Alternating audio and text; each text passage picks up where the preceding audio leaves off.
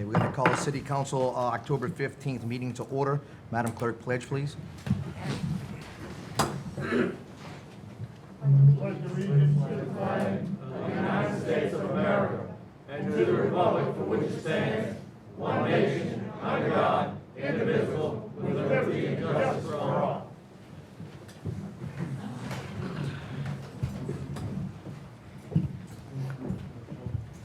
Councilman Asbill.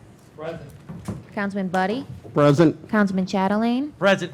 Councilman Johnston. Present. Councilman Wheeler. Present. Mayor Bodier. Present. Police Chief Walker. Here. Fire Chief St. Cyr is absent. And Finance Director Todd Tunion. Present. City Attorney Scott Stansberry. Present. And Municipal Clerk Nicole Lee is present.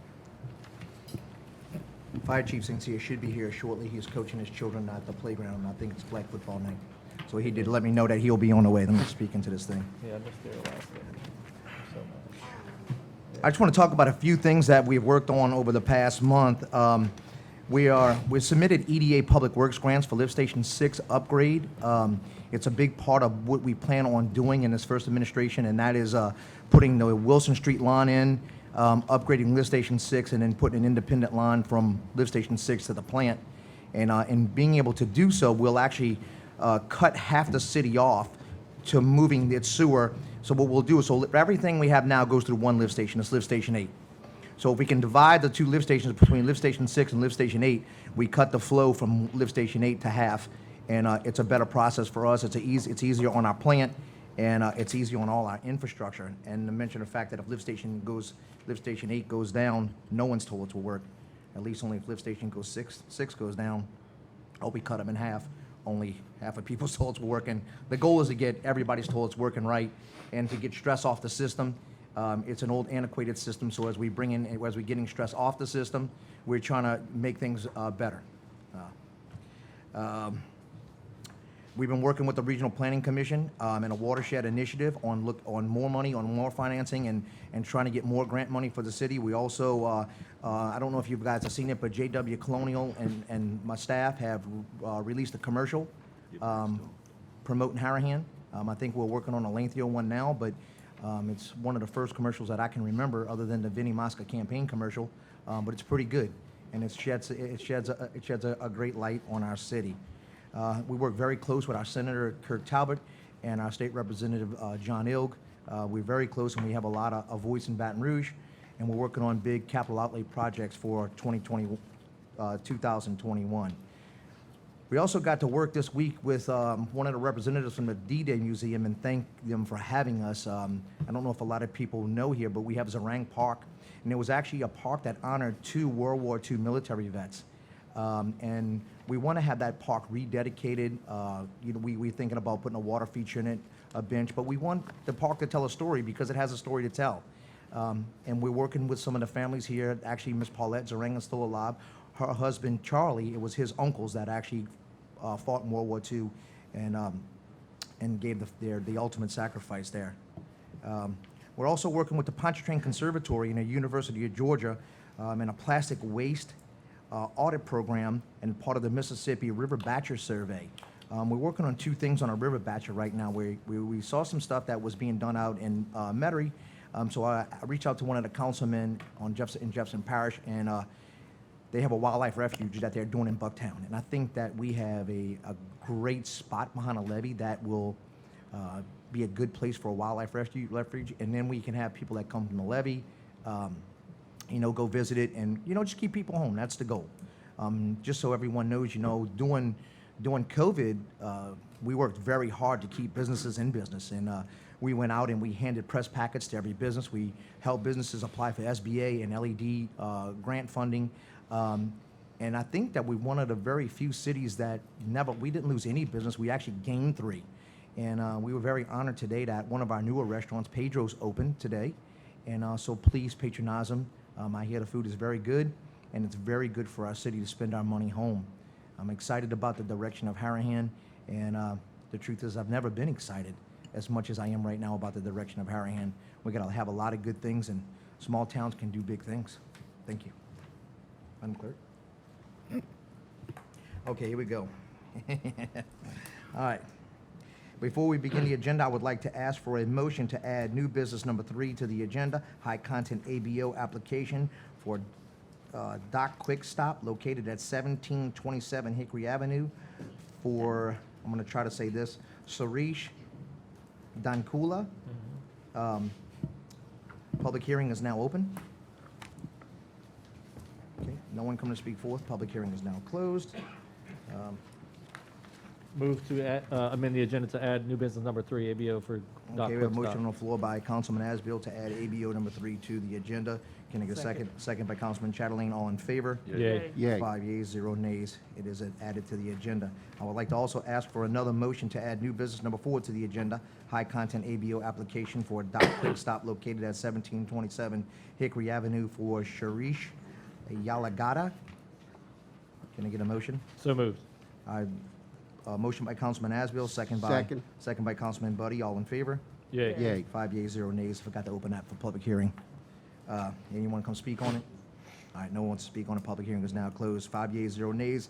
It is added to the agenda. Madam Clerk, Move to, Mr. Mayor, go ahead. move to amend the agenda to add proposed ordinance 2020-25, which I'm going to pass down to the council now.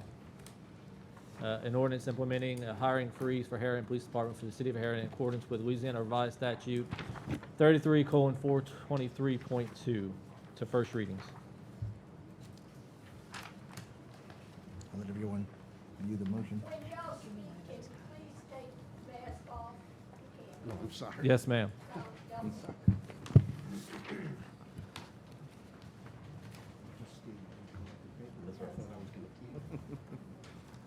24, I apologize. It would be PO 24. 2020-24. Yes, sir. Okay, so we have a motion on the floor by Councilman Asbill to add proposed ordinance 2020-24. Can I get a second? I'm a second. I have a second by Councilman Chatterley. All in favor? Yay. Yay. 5 yeas, 0 nays. Motion is, ordinance is added to the agenda. Move to amend the agenda to add new business number 5, to remove and appoint city magistrate. Okay, we have a motion on the floor by Councilman Asbill to add to new business 5 to remove and appoint city magistrate. Can I have a second? Second. Second by Councilman Wheeler. All in favor? Yay. 5 yeas, 0 nays. New members number 5 is now added. That's all I've got.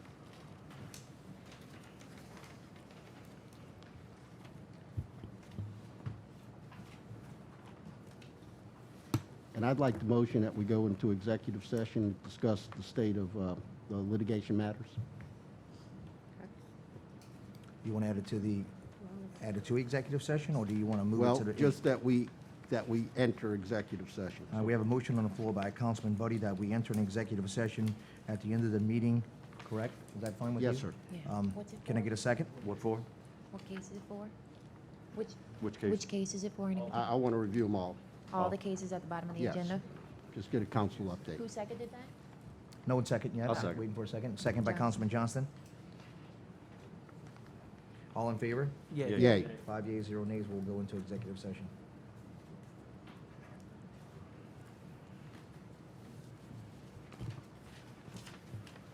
Ready? Madam Clerk, before we go into special presentations, people know, that, and I guess at some point, you know, people kind of follow what I wear. And tonight I wore this pink suit in honor of breast cancer awareness. And just to, you know, to make everyone aware that, you know, we should keep, you know, everyone in our prayers, and cancer can take any one of us at any time, including breast cancer, and that's for men and women. You know, and we should all, you know, we should all honor and help in any way that we possibly can in this field. I also wear this pink suit tonight and to make a statement to Councilman Dominic Impostata. He thinks he can outdress me, so this is a challenge to him. Madam Clerk? Deep stare into the camera. Special presentations number 1, candidates. Mr. Foray, why don't you come up and go first, sir? Yeah. Somebody move. Good evening, everyone. This is old home for me here. I've spent hundreds of hours in this room when I was the judge of Harahan for many years.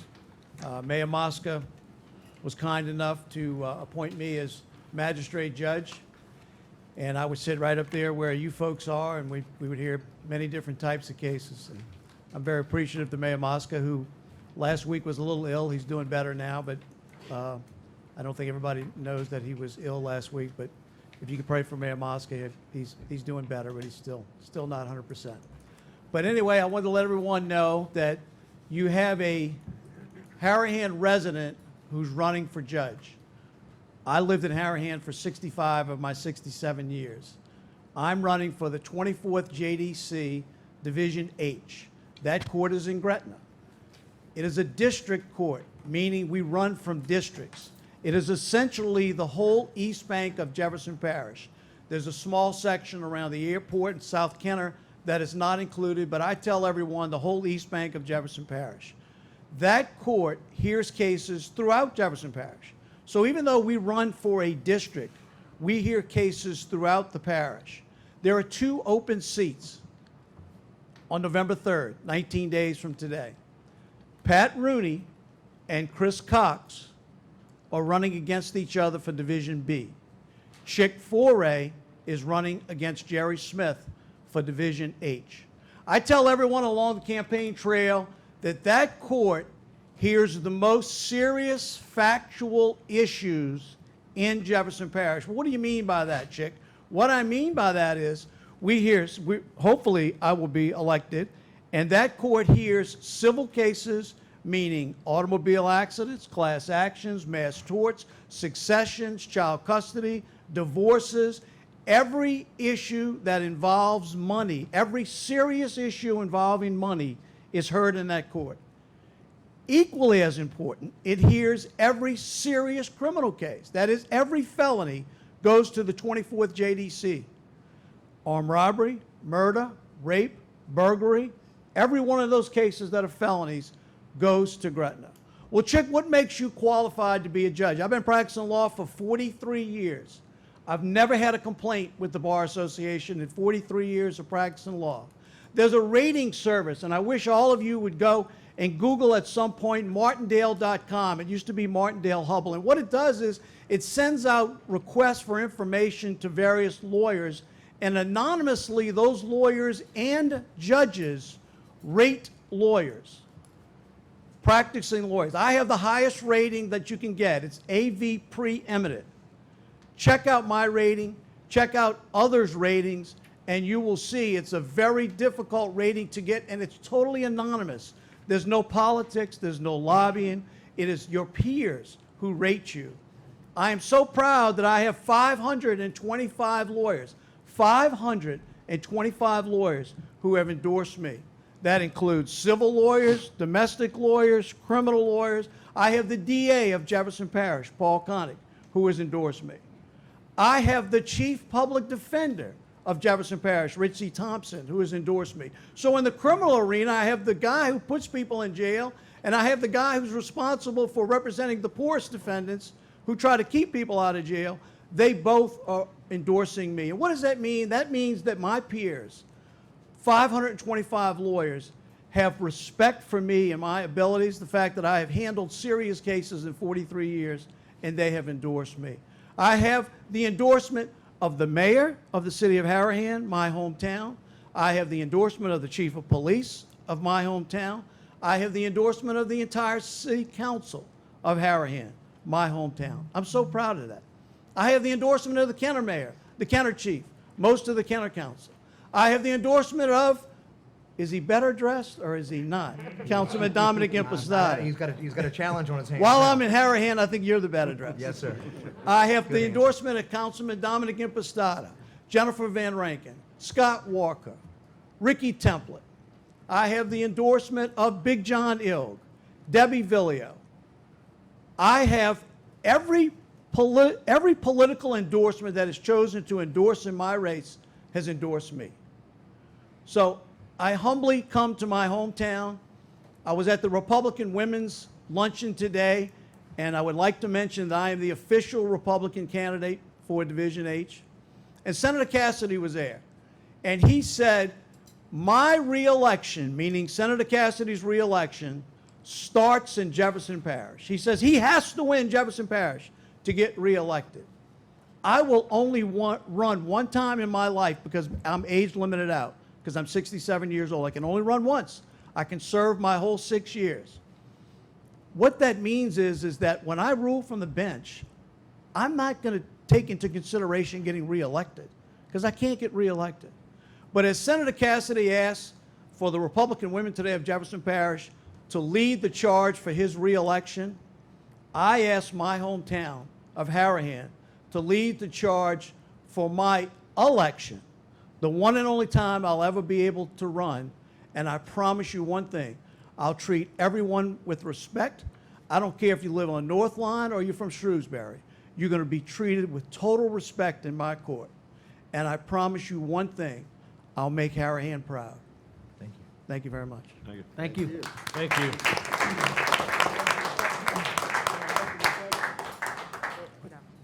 Oh, he might be. No, not right now.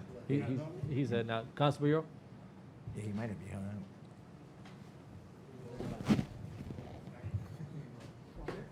Thank you, Mayor. Thank you, Council. It's always a pleasure to be here. I do serve Harahan as well as Kenner, part of Metairie and River Ridge as the Jefferson Parish Constable. Early voting starts tomorrow. I happen to be on the ballot. I would love for y'all, everyone here, to give me support. And I want to personally thank the mayor and the council for y'all's endorsement. Really means a lot. This is my first time running for public office. Every one of y'all have been extremely supportive. I really do truly appreciate it. And something else I want to mention before I go, I am proud to have met Chick Foray through this process. We qualified together. He was upset because I beat him to the Yenny building to qualify. He wanted to be first, but I was first. So since that moment, we have, crossed each other's paths multiple times, and he is a gentleman. He is honest. He is true. So Harahan should be proud of him. I know he's proud that his roots are from Harahan. So I appreciate that friendship that I've established with him. So, and with everyone up here. So thank you all very much. Have a great night, and everybody please go vote. Why don't you tell them your name? My name's Constable Jason Earl. I didn't realize I didn't do that. Thank you very much. All right, have a good night. Thank you all. Thank you.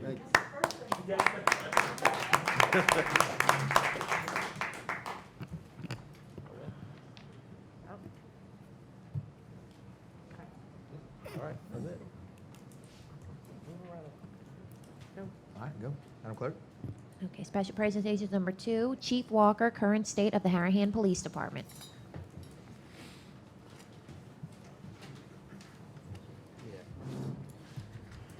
Good evening, Tim Walker, Harahan Police Chief. Mayor, council, viewing public. First of all, I want to announce that on October 1st, I appointed Brian St. Cyr as my assistant police chief. Brian's a lifelong resident of Harahan. He's married. He's a former police officer, former Harahan councilman. He's got experience in management in both government and private industry. He has 4 degrees, including a Juris Doctorate, and he's currently post-certified. Another topic that's come up recently is Halloween in Harahan and Imperial Woods. The Harahan Police Department will be out as normal from Brighton to West Imperial on Stoneleigh and Docia. We will be blocking the streets. I believe y'all can put out signs saying no parking during that time. We're going to treat it as a regular night. I know the majority of the residents in the area are not participating, giving out candy, but there's no way to know who's coming. In the past, we've had 2,000 to 3,000 people show up, and if we don't have a police presence there, it could be chaotic. So I may ask the mayor and the council, along with me, to make a public statement to the press saying that Halloween activities will not be going on this particular year, to come back in 2021. But again, for the safety of the community, we will be out there, just in case an enormous amount of people do show up.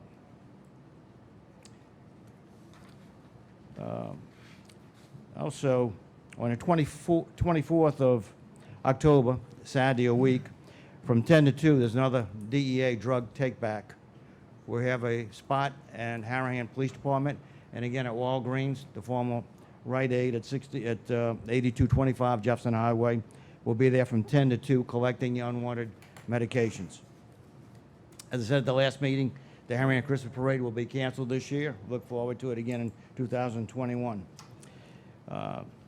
I've received calls myself. I've had calls from residents that people are soliciting in the name of the police department or the name of police in general. The Harahan Police Department is not participating in any fundraising event at this time. I'm not supporting any. So if you get calls, I've got a piece of literature in the mail the other day about supporting the police. I'm not endorsing any of these organizations. I'm not familiar with them, and I don't think the money will be coming to anybody local. So, all right, thank you.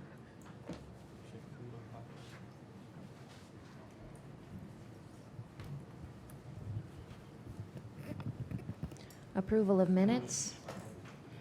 Reading of the minutes of the special meeting on August 25th. What's that? Move to Reading- dis- reading move of to the minutes of dispense the- with the reading of the The public minutes. hearing is now open for the Wait. dispensing with reading of the minutes. Anyone coming to speak for it? No one speaking for it. Public hearing is now closed. I have a motion on the floor by Councilman Asbill to dispense with the reading of the minutes of the August 25th, 2020 special meeting. Can I get a second? Second. Second by Councilman Johnson. All in favor? Yay. Yay. Yeah. 5 yeas, 0 nays.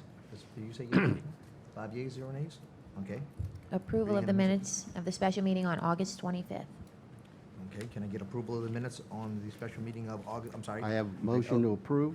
All right, we'll get a, let me, public hearing is now I'm open sorry. for, if anyone's to discuss the minutes of the special meeting of August 25th. No one coming forth to discuss. Public hearing is now closed. We have a motion on the floor by Councilman Buddy to approve the special meetings of the August 25th, 2020 meeting. Can I get a second? Second. Second by Councilman Chatterlane. All in favor? Yay. Yay. 5 yeas, 0 nays. Minutes are approved. Reading of the minutes of the council meeting on September 17th. Okay, public hearing is now open if anyone's to discuss the minutes of the council meeting on September 17th, 2020. No one coming to speak forth. Public hearing is now closed. Can I have a motion to dispense with the reading of the minutes of the council meeting for September 17th, Motion. 2020? Motion by Councilman Johnston, Second. second by Councilman Asbill. All in favor? Yay. Yay. Yay. All right, 5 yeas, 0 nays. Reading of the minutes is dispensed. Approval of the minutes of the council meeting on September 17th. Okay, public hearing is now open on the approval of the minutes of the council meeting for September 17th, 2020. No one coming to speak forth. Public hearing is now closed. Can I have a motion to approve the minutes of the council meeting on September 17th, 2020? Motion by Councilman Wheeler, Second. second by Councilman Asbill. All in favor? Yay. Yay. 5 yeas, 0 nays. Minutes are approved. There are no communications and resolutions. Proposed resolution number 2020-11. The following resolution was offered by Councilman. So Nicole, I am offering both of these resolutions up, but I'm electing to withdraw both of them at this time. Okay. So I know we have to open a public hearing. Okay, resolution 2020-11. Public hearing is now open. but nobody's coming. Okay. Okay, no one coming to speak forth. Public hearing is now closed. We have a, Councilman Wheeler wants to, I'm going to withdraw them at this Withdraw? time. Motion that we withdraw. or you just withdraw? You just I believe? It's withdraw. just fine, Withdraw. yeah. Do Thank we have you. the motion to withdraw, or we just withdraw? You just withdraw. There you go. Okay, ordinance of approval.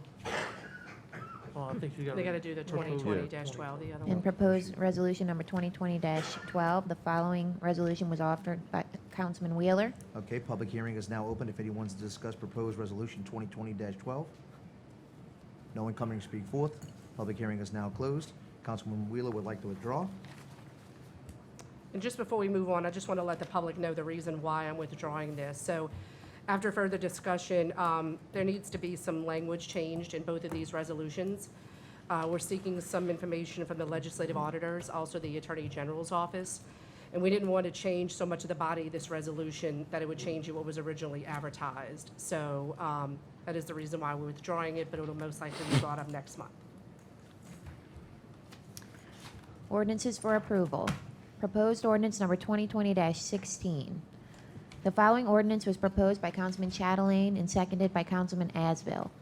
An ordinance amending the Harahan Code of Ordinances by the addition of Article 4, Electronic Enforcement, to Chapter 50, Motor Vehicles. Okay, Okay, public hearing is now open. If anyone speaks on 2020-16. Sorry about that. I got to bend. Okay. She all right? I can still bend. Okay. This is the cameras ordinance for people who don't know. Since Jefferson and Orleans Parish have been sued over these cameras and returned all of the money they collected, and the city of Gretna is facing a lawsuit that may bankrupt the city, why would you even consider this ordinance? In 2016, this was turned down. And Mr. Baudier, you said you were not in favor of cameras and that your first priority was to put officers on the road. Now that we have plenty of cars and those officers are on the road, why do we need cameras?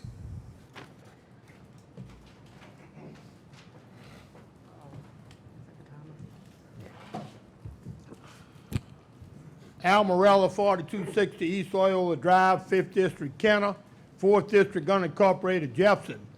Just to touch on what this young lady just said about what happened in Jefferson Parish, the reason why they pulled the plug in Jefferson Parish, because one of the people from Redflex was trying to slide 3% of the proceeds to one of their friends who was an ex-councilman on the New Orleans Council. And we had been saying from the very beginning that it was a money grab.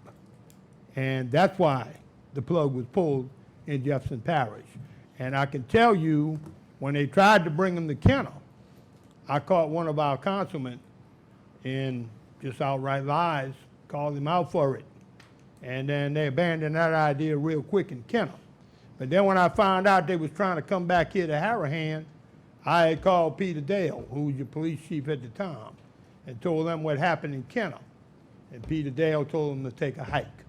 Then they tried to move into St. Charles Parish. So I called V.J. St. Pierre, who was the parish president at the time, told them what happened in Kenner, and they told them the same thing. So I'm gonna tell y'all, it's a money grab, and you're looking for a lot of problems that Harahan really don't need. Okay? Anybody got any comments, any questions? No, sir. Thank you.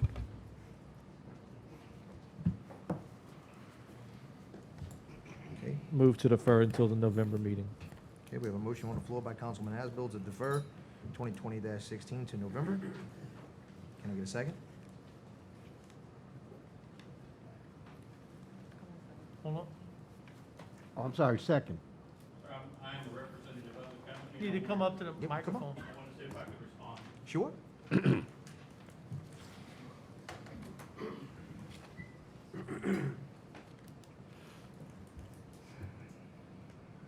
Good evening.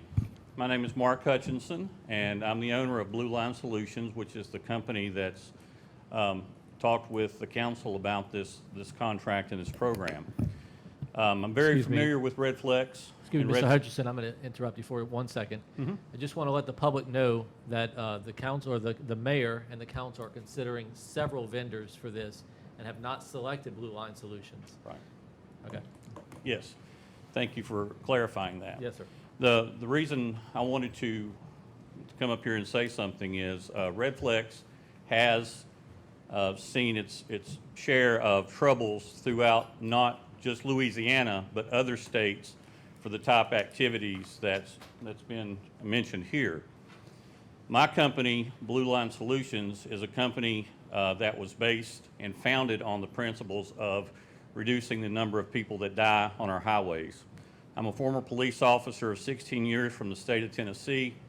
Then I worked for the Governor's Highway Safety Office in Tennessee as a law enforcement liaison, the law enforcement coordinator for the Governor's Office in Georgia, and then the law enforcement administrator in the state of Tennessee for the Governor's Office. Most of my background in my time in public service was spent trying to reduce the number of people that die on our highways. This program, through its public information and education components, are designed to do just that, thus reducing the amount of money that's brought in, because it will reduce the number of people that are speeding and thus make the roads safer for the community. I just wanted the community to know that if our company were selected, we do not condone any of the activities that companies like Redflex are involved in, and we are not such company. I appreciate the opportunity to speak to you. Thank you. Thank you.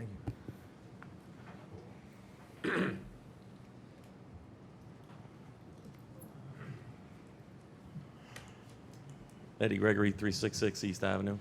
Man, I like everything y'all doing, but this is nonsense. We do not want robots giving us tickets. I personally do not believe it's going to save anybody, because if you get a ticket with a camera, you pay the ticket, there's no moving violation, nothing. It is a money grab. I'd really like to know how much money those companies are going to be getting. And, I mean, we do have police officers out there. Let's have them patrolling, you know? People are going to slow down for blue lights. They're not going to slow down for a camera. I'm a hard no on this. If that means anything, please do not vote for this. Look, he's not from here. Do we have a Harahan company that has that? No, we have a Harahan Police Department that does that. That's my vote. Thank y'all. Thank you. Thank you. Okay, anyone else? All right, public hearing is now closed. Okay, you still want a motion to defer by Councilman Asbill?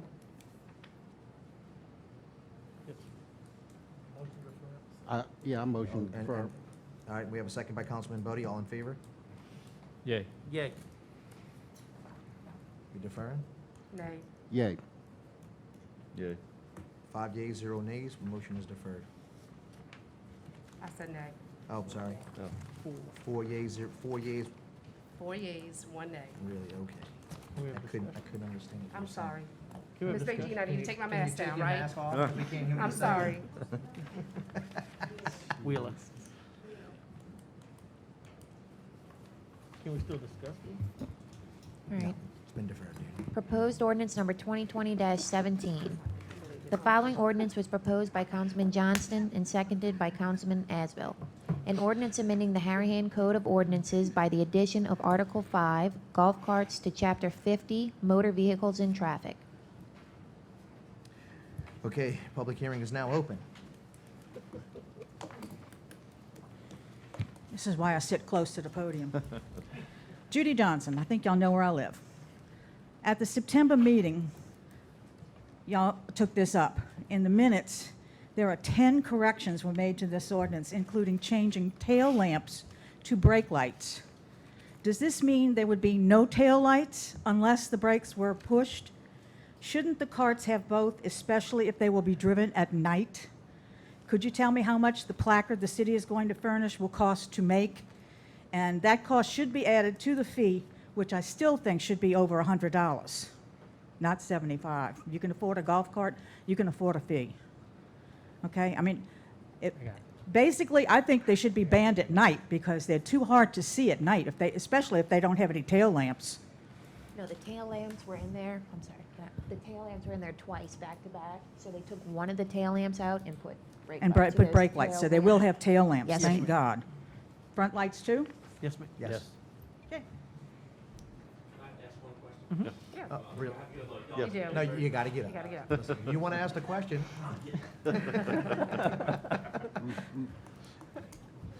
So I'm assuming we're talking about having a golf carts legal to drive on. Yes, So sir. I just have one quick question. I don't really have an opinion other than this. What happens if they run into a car parked on the street? Who pays for it? The driver. Yeah, so the driver of the golf cart. And what if does he require to have insurance? Yes, sir. Yes, sir. Okay, good enough. Yeah. If anybody wanted to know.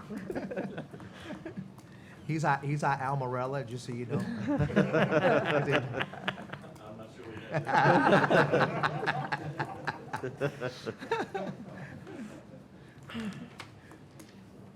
I'd just like to, I'd just like to say, I think that's such a good idea. It makes it just be so family. Yes. And to watch them go down the river road, perhaps even they might just slow down those people who do about 70. When I'm at the kitchen sink, I can't even see what color the car was to pass so fast. So I think it's a great idea. It makes it feel so homely here. That's awesome. I love it. Thank you. Thank you. Okay, public hearing is now closed. Council discussion. So I do have one amendment. We made an amendment on the fly last month, and you should have a red line copy somewhere for 2020-17. Oh, up on top, I got it. Yeah. We changed the mile per hours on the road that they can travel on to 25 or less. So we've also got to change that they can no longer cross at Hickory because that's a 30 mile per hour road. So we're changing, so they have one signalized intersection crossing at Jefferson Highway and Colonial Club. Other than that, you're landlocked wherever you are if you can't get to there without going on the highway. So I move to amend line 47 to delete the line. Second.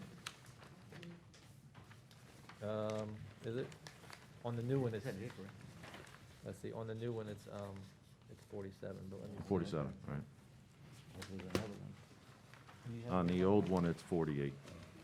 The old one is On the old one, 48, it's okay. 48. Remove, yeah, so remove line 48, amend to remove line 48. Thank you, Chief.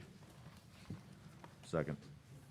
All right, we have a motion to amend proposed ordinance 2020-18, 17, to remove line item number 48. Okay, all in favor? Yay. Yay. 5 yeas, 0 nays, motion's amended. And just other discussion, just listening to some of the questions that Ms. Johnson had. I think the city clerk corrected you on the tail light, you got that answer. And then, right now, the registration fee is $75. You know, that's what the other municipality charged. I don't know the cost of the sticker or whatever it is, the placard that's gonna be on there. But I would assume that if it comes in and the cost of that is exorbitant high, then we can come back and amend it to reflect that cost. But this is to get that process moving so we can start, because there's no reason for the mayor to go out and start getting prices on things if there's no ordinance in place to do that. So, I'm open to amending that in the future. I'd like to offer one minor change for amendment on line 70. The tag is not pulled unless there's 3 or more violations within a 12-month period. I would like to move that we reduce that to 2 or more violations within a 1-year period. Okay, so we have a motion on the floor by Councilman Buddy to amend proposed ordinance 2020-17, line item 70, to change from 3 to 2. Change 3 to 2. I'll second. Second by Councilman Johnston, all in favor? Yay. Yay. 5 yeas, 0 nays. I'm a nay. So 4 yeas, 1 nay. Motion amendment is granted. Anybody else want to discuss? I'd like to discuss. We gotta open that for public hearing, if y'all wanna do that first. Oh, okay. Yeah, so we were out of order there. Yeah, I'm sorry. So we can open those 2 amendments now to public hearing. If anyone wants to come by and speak forth on the amendments. We're changing 3 to 2 and changing, what else were you changing? Removing the crossover at Jefferson. Oh, yeah, and the Hickory. crossover and Jefferson and Hickory will change only to Jefferson and Colonial. All right, no one coming to speak forth. Public hearing is now closed. Now we can go back to council discussion. Councilman Jadaline? I'm in favor of the golf carts, 100%. It needs to be done safe, needs to be done right. The reason I'm not for the changing from 3 to 2, I think you're gonna have an issue when this first starts. People aren't gonna be clear on the rules. I think we need to take that up in court, and it'd be a judgment matter as it goes, at that point. As y'all know, I mean, you need a driver's license, you need insurance, you need an inspection sticker. Some of these people are really excited about it, but I don't know if they realize your kids can't drive a golf cart on the street. It's still gonna be enforced. It's gonna be enforced more, because now we have a law that says you cannot drive this on the street, and these kids do not understand that, and these parents do not understand that. They think, oh, my kid's gonna take the golf cart to the playground. That's not gonna happen. It's gonna be enforced more than ever, and I think it needs to be enforced. I think we're gonna work on trying to get some other cross streets added to this ordinance eventually. We need to work with the state and see about crossing somewhere else other than just Colonial Club. The problem is coming from one side of the highway to the other side of the highway, we don't have a lot of streets that are straight across, that are real clear. A lot of them are offset, And some of these smaller streets, they're landlocked by Jefferson Highway. They can't go anywhere. I mean, Mayo and Anthony, you're riding on Mayo and Anthony. You can't get off of Mayo and Anthony. Pinfold, you're riding on Pinfold. Aaron Court. You know, I do believe this is going to be strictly enforced. So I'm just warning the people that it's going to be enforced because it is a safety issue. You know, golf carts aren't the safest thing around. But if you use them with respect, common sense, saves the environment, saves parking spots. Maybe at the playground, we get a couple of parking spots just for golf carts. Now you can park 2 in the place of 1 car, because we do have a parking issue over there. I'm in favor for it. I'm excited. Councilman Chatelain, would you agree that this, this ordinance would be a fluid ordinance that will always be up to change and negotiation? Yep. All right, I believe every ordinance is. got it, just want to make sure. Checking them out. You know, I think it'll be incumbent upon the city at the time of registration of a golf cart to hand out a guideline of what's in this law. You don't have to hand the ordinance out, but X, Y, Z, 1, 2, 3. Yeah. And, like that and idea. from a safety perspective, I think if one of these provisions is violated twice, we've got somebody that's not paying attention, and this is a safety issue. I like the concept of golf carts, but if you get in an accident with an automobile, the golf cart's going to lose. The rider in the golf cart loses every time. So I wouldn't want to be, you know, lenient on it.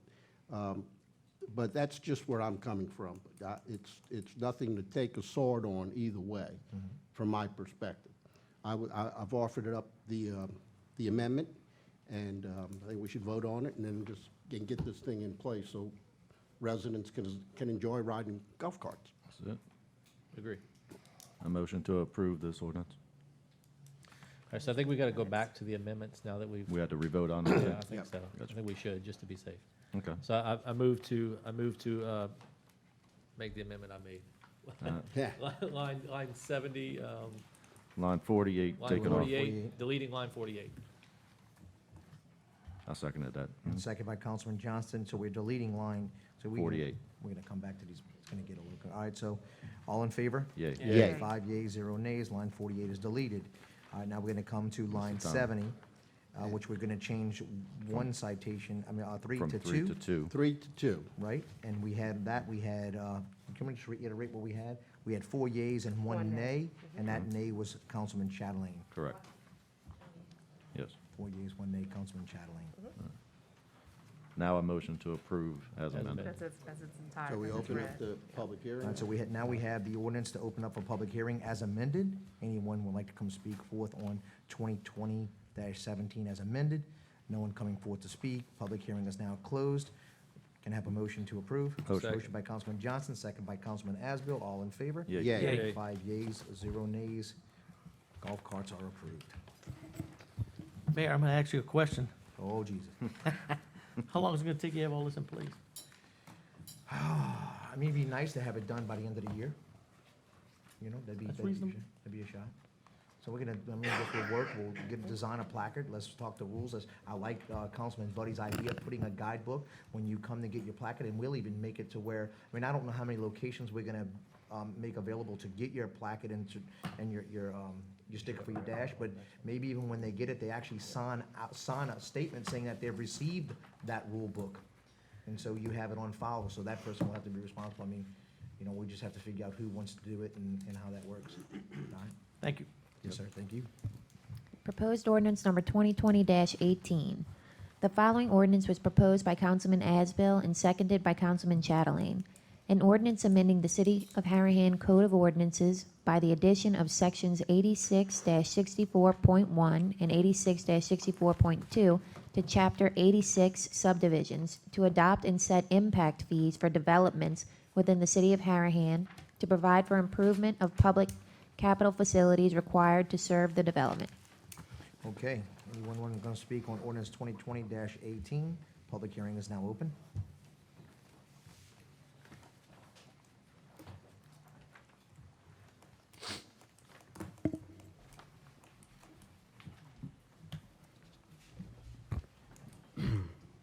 My mind is still spinning about this golf cart thing. You just ordered one, right? Yeah, that's what I was just thinking. I was like, man, this Christmas is not the time to buy a golf ball. So one, I want to apologize. I generally would like to be a bit more dressed up when I address the council, but I truly didn't think I was going to be able to make it here, and I did not have time to run home. So don't take this as a sign of disrespect, and I mean that too. I will. So, my name is Danny McCarron. I'm representing Colonial Club Place, the old Colonial Club. And I do want to state that this opinion is mine. While I'm here to represent Colonial Club, this opinion is mine.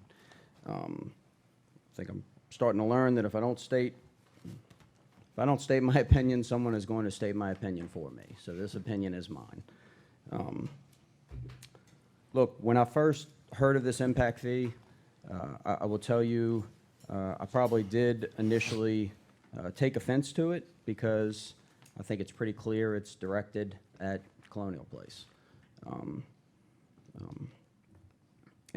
Just doing some quick math here, you know, my point over here is that if the Harahan sewer budget is, and I took a stab here, Mr. Buddy, I think you could clarify, is it 600,000 annually? Is it $1 million annually? What is it? I'm only asking because you gave that presentation at one time. Did you know? I'm not certain what the annual budget is. I'd hate to throw a number out. Okay, fair enough.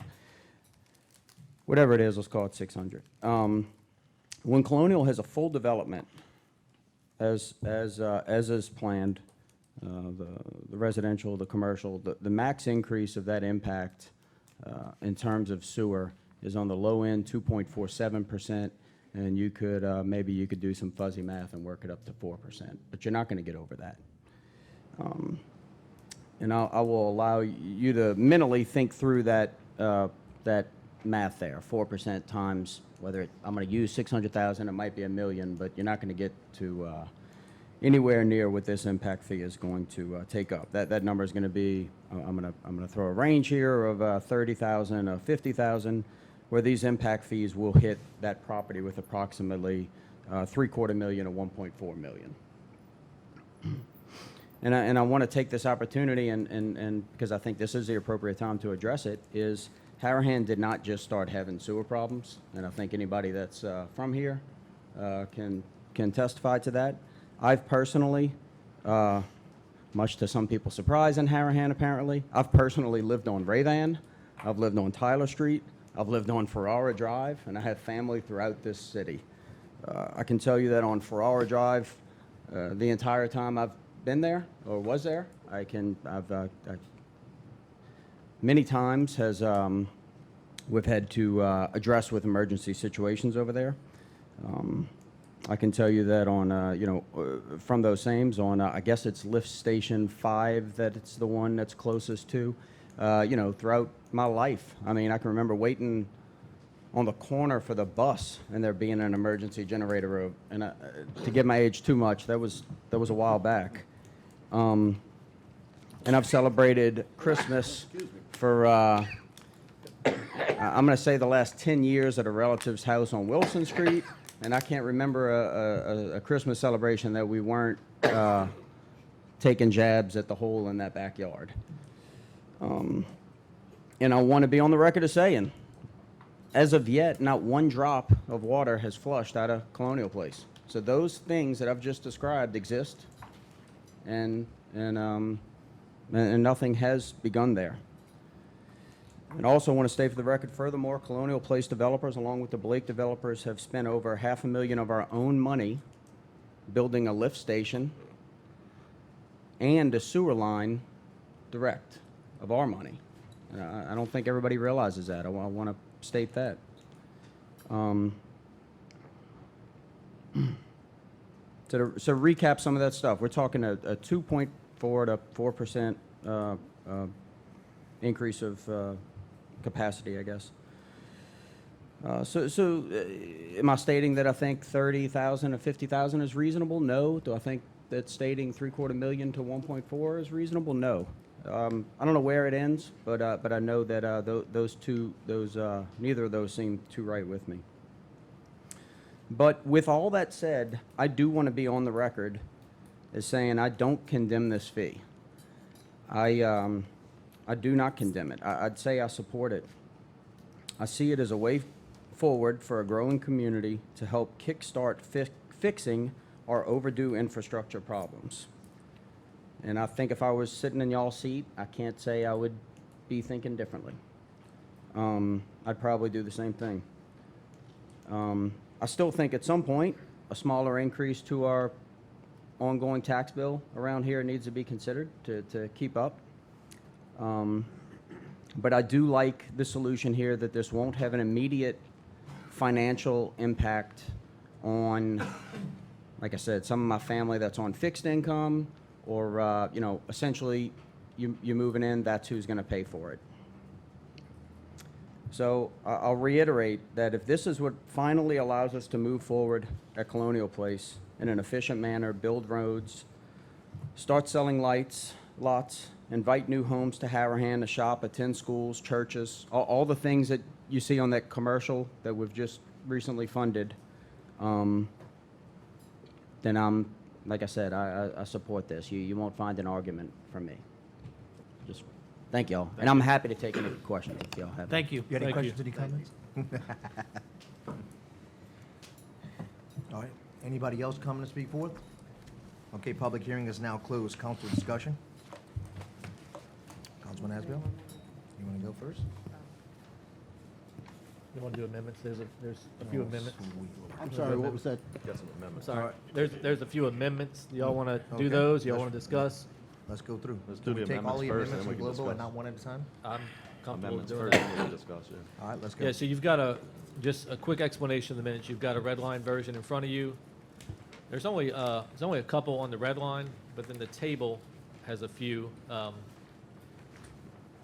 amendments as well. The two tables have a few amendments as well. So let's just go through the amendments. Moving to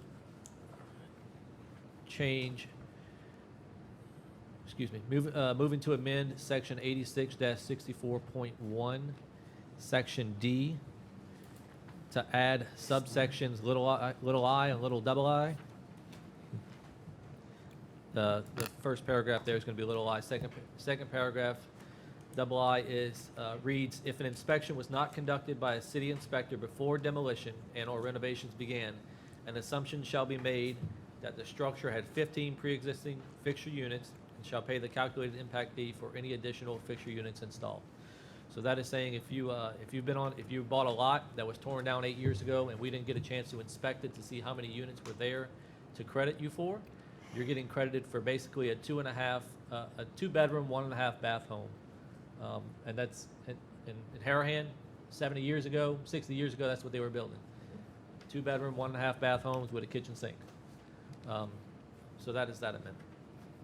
Second amendment is an amendment to section E. It's removing the words operation, maintenance, and. We're just going to leave it at capital improvements. We think that I think that covers it. Don't need the words operation, maintenance.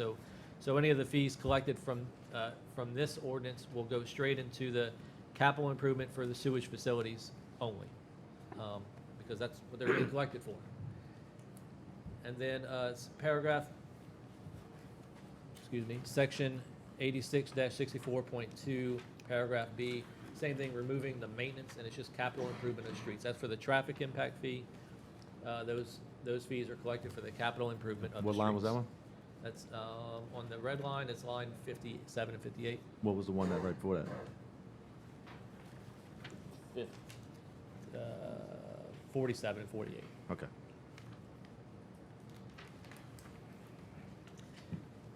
Then the charts. Jason, those changes on line 47 weren't shown on this red line document. Right, it wasn't redlined. That's why I was asking.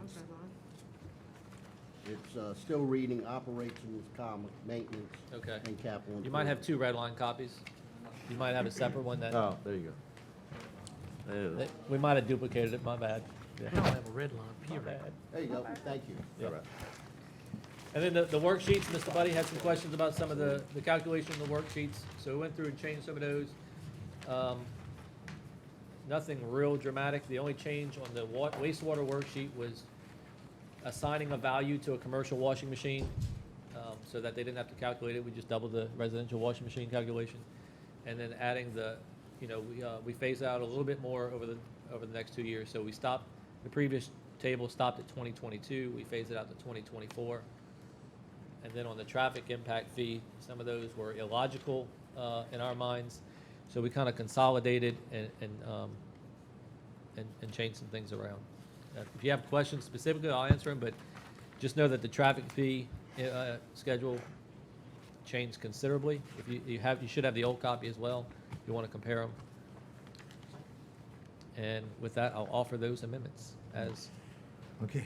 I'll second. briefly stated. We're going to open for public hearing on those amendments. Anyone want to come speak forth on the amendments for proposed ordinance 2020-18? All right, no one coming to speak forth? You got that? You want to come speak? All right. So no one wants to come speak forth on the amendments for 2020-18? All right. Public hearing is now closed. Council discussion? No discussion.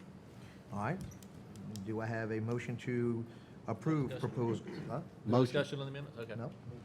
Okay, so I have a motion to approve the amendments for 2020-18. Motion? Motion by Councilman Buddy, We're voting Second. on the amendments. just the On the amendments. amendments, yeah. Second by, Second. second by Councilman Johnston, all in favor? Yay. Yay. 5 yeas, 0 nays, amendments are approved, okay? So do we want to we're going to open for public hearing the No. actual No, ordinance? we already did that. All right. We're going to open it. We're going to do council discussion on the ordinance as amended. Okay, so now we're going to go to the ordinance as amendment. All right, council discussion on ordinances as amended. Any council discussion? No discussion. No discussion. Okay, can I get a motion to? Motion. I would like to comment that the purpose of this is not to tax the citizens, but to add an impact fee for new development. So as somebody develops a property that's not currently developed, or develops it into a larger property that's going to have more sewerage use, more drivers, they're going to pay an impact fee to help the city with its infrastructure needs. Money's going to capital accounts. So it's going to be used for capital repairs, capital improvements, and it's just a way that we can try to help address our infrastructure needs. All right, I'm gonna have a discussion now. Yeah. So if I buy a house for $75,000 and they were paying taxes on $50,000, we improved the structure, now it's worth $300,000. That's your improvements.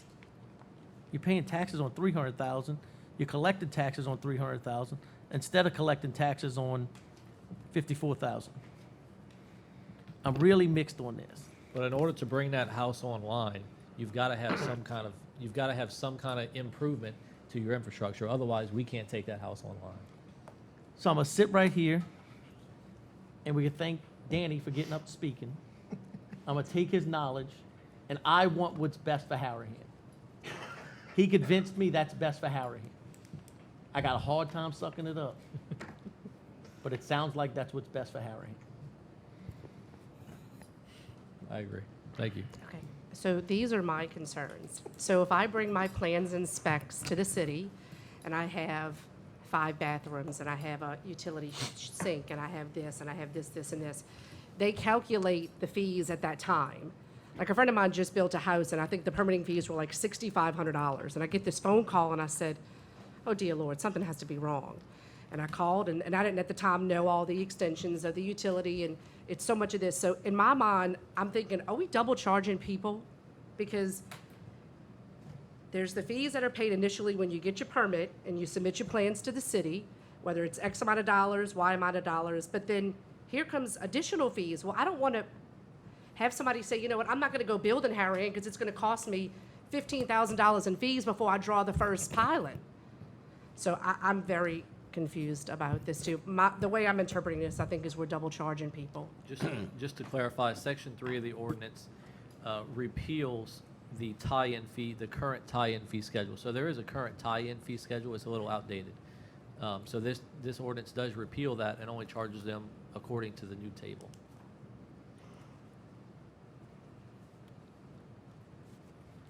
Where was that at? I just want to make sure.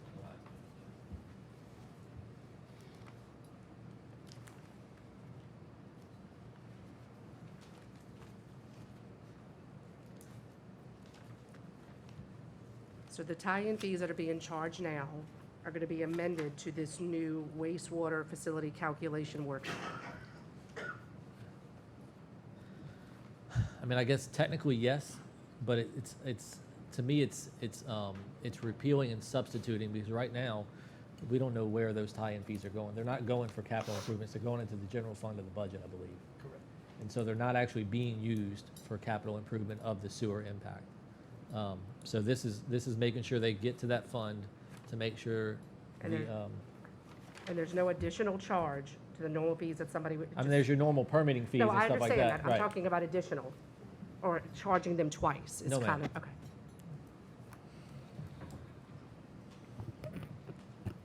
Can I make a motion to defer? All right, we have a motion on the floor by Councilman Chatelain to defer. Can I get a second? Okay, lack of a second, motion dies. Move for the vote. All right, I have a motion on the floor by Councilman Asbill to proceed with the vote on Second. proposed ordinance number 2020-18. I have a second by Councilman Johnson. All in favor? Yay. All opposed? Nay. Nay. 3 yeas, 2 nays. Ordinance passes.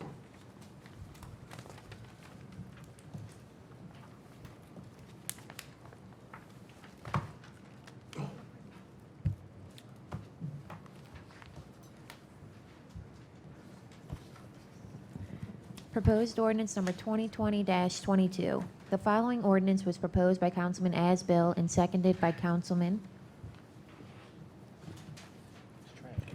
Trash. I'll second it. Wheeler.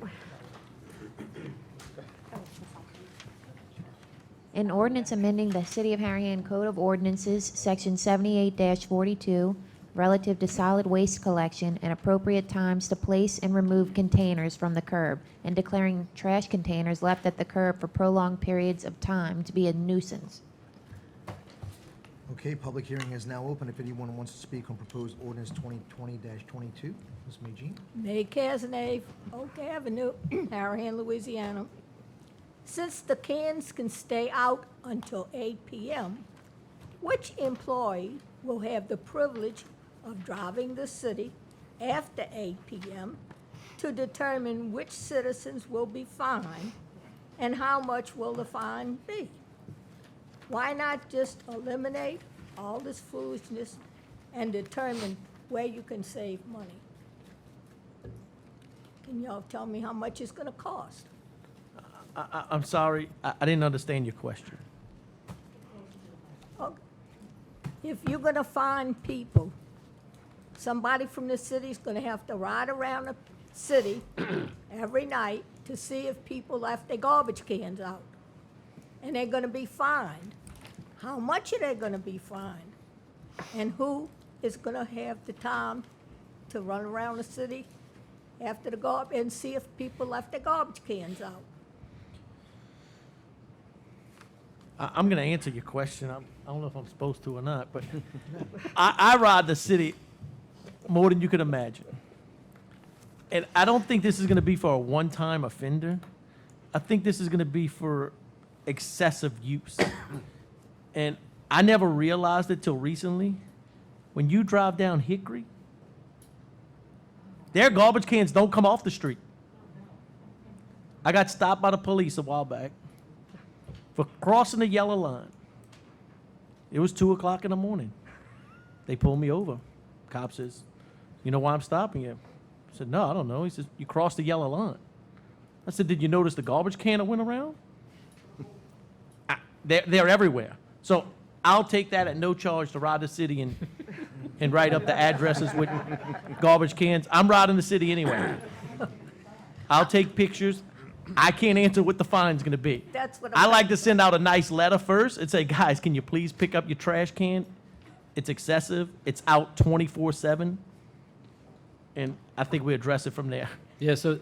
You will never find mine out. I'll pick mine up. You won't find mine out either, because my dad picks it up for me before I wake up. But I just want to know, who's gonna ride around the city? That's gonna be me. That's gonna be your job then. Yes, ma'am. And then how much is it gonna cost the people? Nothing. Oh, the fine. I can't The answer what the fine. fine's gonna be. I'm gonna ride the city. Just, Well, I'll y'all an- should set up a fine for the I'll people. answer, I'll answer your question about the fine. Most fines, so this is gonna be a regulatory offense. Most fines are set at the discretion of the hearing officer. However, we're just looking for compliance. We're not in it for the fines. We want people to pick up their trash cans so it don't look like a trashy city when you come into Hickory. That's it. That's all we're looking for, compliance. No, I agree with you on that, but I was just wondering how much people gonna have to pay. And I thank Councilman Chatelain for volunteering, but we also do have 2 regulatory officers that travel the city, daily to look at regulatory offenses, and they'll be on the lookout as well. And the max fine for anything is $500. But I'm sure it won't be I'm sure they won't get the max fine for leaving their trash can out, right? So I guess if you really want to find out what the fine is, you can leave your trash can out till 9 o'clock one night. I'll be there, checking your house first. Is the city gonna send, especially if you said that the people on Hickory Street don't pick up their garbage can? Is the city gonna send everybody on Hickory You know, a I'd like to- notice in So, to I'd comply? like- The landowner, the landowner. I'd like to say before we even thought about bringing this ordinance, we actually sent a letter to every property owner from Hickory, from what street is that? Is that Gardner that you come in on? Gardner, all the way down to the end. We sent a letter to every property owner, say, please help us pick it up. Help us clean the city up, and I don't think anybody complied. Not one. Not one. Not And- one that I can think of. And more so, it's also, I mean, it's a safety hazard, like Mr. Chatelain said. Not this ordinance, the one that applies to the Hickory. Mm-hmm. There is one. So like Mr. Chatelain said, it's a safety hazard because they go into the street, and they don't even pick them up when the hurricanes are coming. So they start flying into the street. And it's just getting out of hand, and we need to fix it. And right now, we do have an ordinance, and this is amending that ordinance. We do have an ordinance that says pick up your trash can within a reasonable time. But, reasonable to me is not reasonable to everybody. I was just curious. Thank you. Thank you, Ms. Majee. Mayor, I got it. Yes, sir. I brought this up to Councilman Asbill before. Sometimes the garbage collector doesn't pick up on their collection date.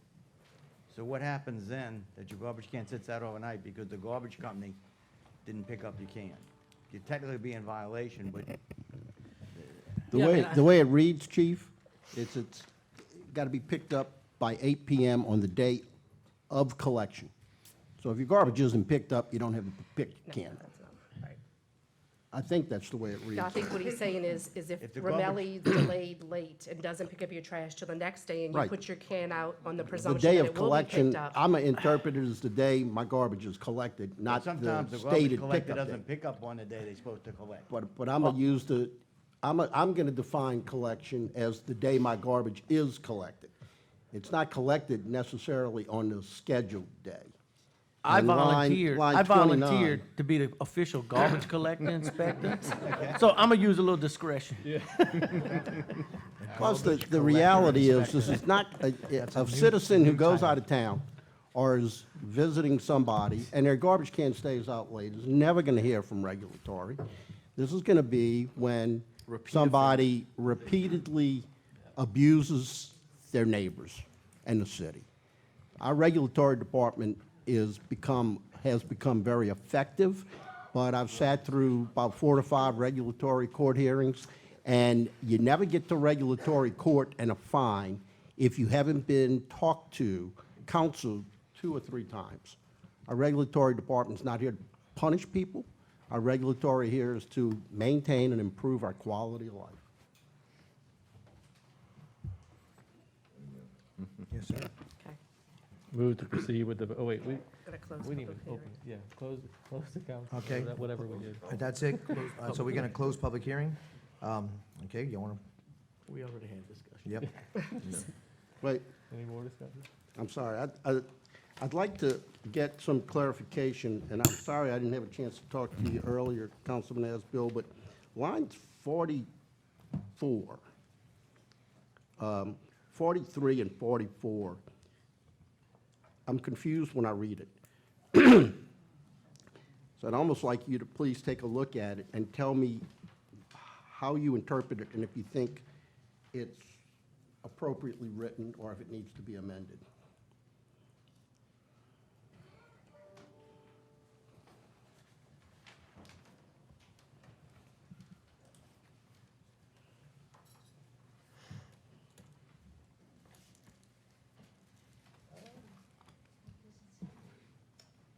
Yeah, so, there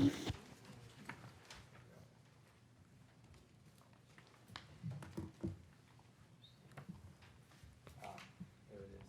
So, 58, so it reads, the provisions of section 58-16. The previous ordinance read, the provisions of sections 58-16 shall not apply. And that's for junkyards and stuff like that.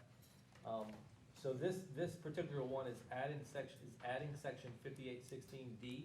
Yes, sir. And that will apply to junkyards. Start with the "or" and read through the next line. Or with regard to any business, I understand the junkyard provision. If we were to have a junkyard, they could have junk in it. But then I get to the "or," and I'm sorry, that's where I get confused. Okay, so this section is not substantive to the trash can ordinance. It's substantive to the regular nuisance ordinance. So basically, the old 58-17, if you look on line 39, 58-17.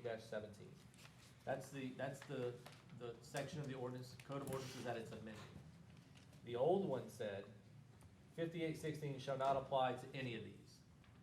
But we're adding a D. I want D to apply to all of those. So we are now exempting 5816 only from A through C. Am I understanding correctly that the wording in line 43, starting with the word "or," that reads, "or with regard to any business operated in a lawful place other than in or within 300 feet of a residential district or residential premises." So I'm reading it, is that existing wording not Yes. being modified? Yes, sir.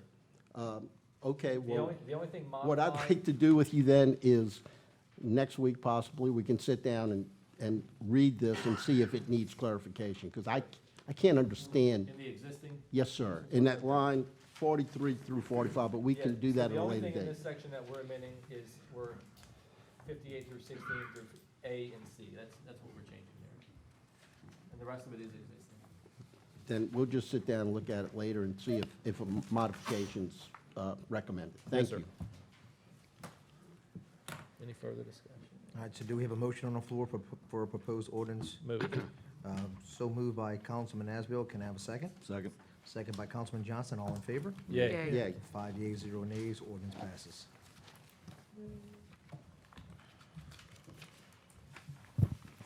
Proposed ordinance number 2020-23. The following ordinance was proposed by Councilman Asbill and seconded by Councilman No, that should be Wheeler. Wheeler. It's Wheeler. Wheeler, Yeah. and seconded by Councilman. Asbill.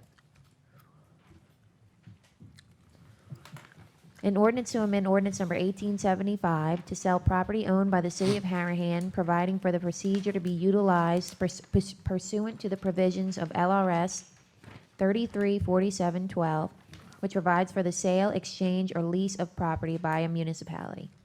Okay, public hearing is now open. Anyone wants to speak on proposed ordinance 2020-23? Okay, no one coming forward to speak. Public hearing is now closed. Council discussion. My only comment, I'm sorry. Okay, go ahead. My only comment, and it's just a presentation, in the blank in section 1 doesn't seem appropriate. If I look at the ordinance that was passed by the council in 2019, section 1 wording, it says it's no longer needed for public purposes under the provisions. The sale shall be for no less than $50,000. Well, we say that the sale shall be no less than $50,000 in section 2, but now in section 1, we've got a blank. And Well, I was just going to make a motion. So we did receive the appraisal. Okay. At the time when we brought it up for first reading, we didn't have the appraisal yet. Okay. So, and I'm realizing unfortunately, this ordinance does not have the numbers, so I can't say exactly what line it is. But under section 1, where it says the property can be sold at private sale to the Cannon family for a current appraised value of blank. At the time, we did not have the appraisal. Since then, the appraisal has come in and it was appraised at $15,000. So I would like to make a motion in the blank line to fill in the amount of $15,000. Okay.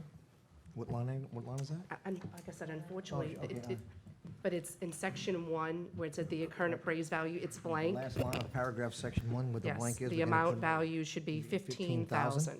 Do you Okay. have those appraisals by We any do, chance? yes, sir. So are you, Councilman Wheeler, are we proposing to amend section 2? You're gonna have to. Noel. So if section 1 says it can be sold, but also section 2 said it'll be sold for no less than 50,000. So the owner that is willing to purchase this property is aware that regardless of whatever the appraised value was, Okay. they have agreed to pay no less than 50,000. Okay. All right, gotcha. Whatever the price that's agreed between the city and the individual, that is between them. But the owner that is interested in purchasing this property understands that they will pay no less than 50,000 for the property. And I believe the reason the appraisal came back so low, and I did speak to the city attorney about this property, the owner that's trying to buy it also owns the property to the right and to the left. And it's a substandard lot, so I'm sure that additionally maybe decreases the value. I'm not a licensed real estate appraiser. So I don't know if it would behoove anybody to kind of get right there in the middle. And so, again, not an appraiser. And that's what my understanding was, is because they own it to the right, to the left, and I guess that decreases the value, and because of the size, who would really want to purchase it? But we did get an appraisal. It appraised for the 15, however, they understand that they will pay no less than 50,000. Gotcha. Second the amendment. Okay, so motion by Councilman Wheeler to amend the blank on paragraph, It's section Section 1. section 1 to 15,000, second by Councilman Johnston, all in favor? Oh, public hearing. I'm sorry, you have a public hearing for the amendment. All right, no one coming to speak forth, the public hearing is now closed. All right, motion by Councilman Wheeler, second by, Me. Johnson. second by Councilman Johnson, all in favor? Yeah. Yay. 5 yeas, 0 nays, ordinance is amended. Okay, I do have a motion to approve ordinance 2020-23. Motion. I've got, Motion, Oh.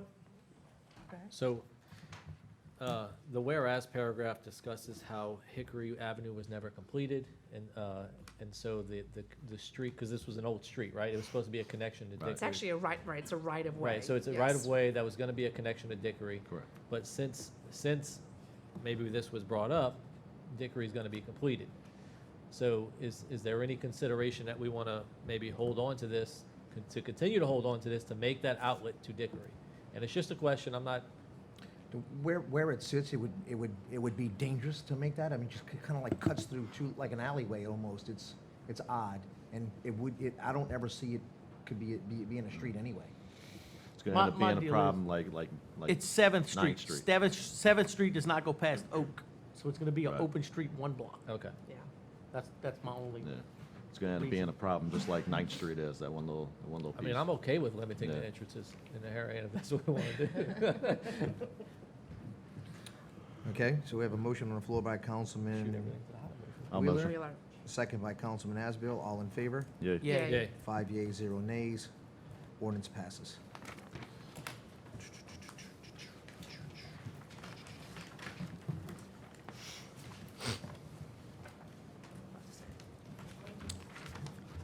Ordinances for introduction.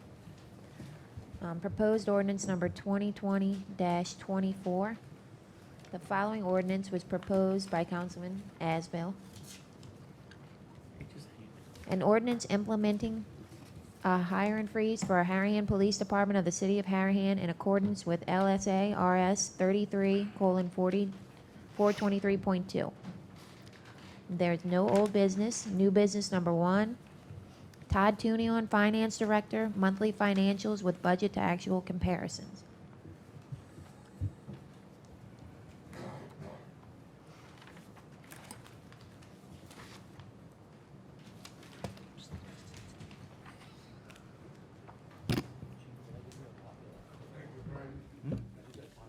Thank you. Which one?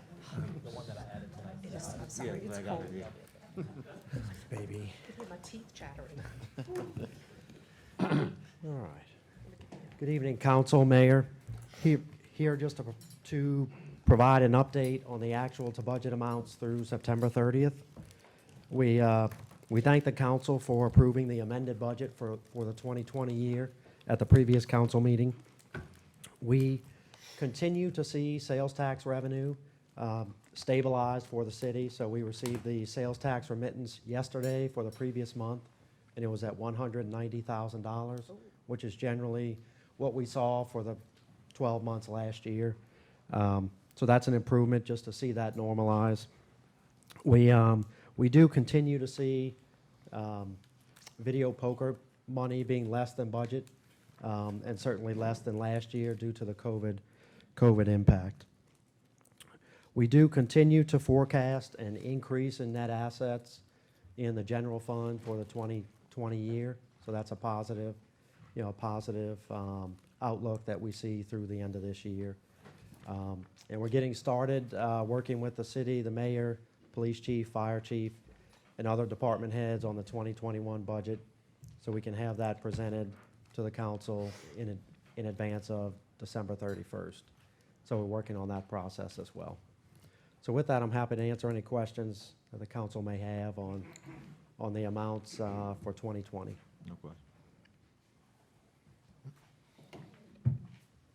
Thank you. Thank you. Yep, thank you. Thank you, Todd. Just real quick, before we move on to the next new business, I would just like to reiterate, we mentioned this at the last council meeting, and we're just going to say it again. So we are in works of adopting the 2021 budget. We want to have it in place at the end of the calendar year, so the mayor has the budget starting in 2021. It will be brought up for first reading at next month's meeting.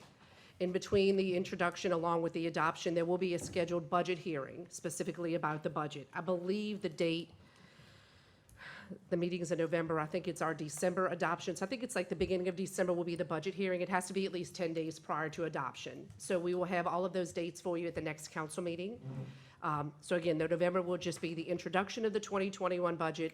We will then call for the date at that time. I don't want to say the wrong date now. And of course, anybody that welcome is to come to the budget hearing, which will be 10 days prior to adoption. So that way we can have the 2021 budget in place before 2021 begins. New business number 2, approval of temporary no parking signs along Dozier Drive and Stonley Drive.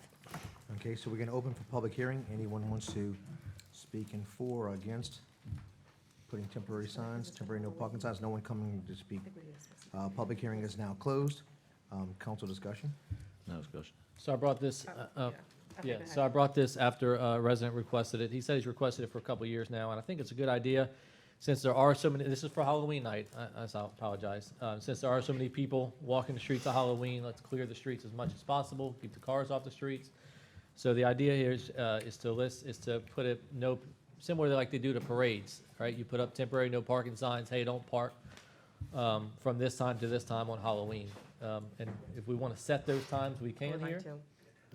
So my proposal would be 3 p.m. on October 31st until 3 p.m. on November 1st? November. 3 a.m. on November 1st?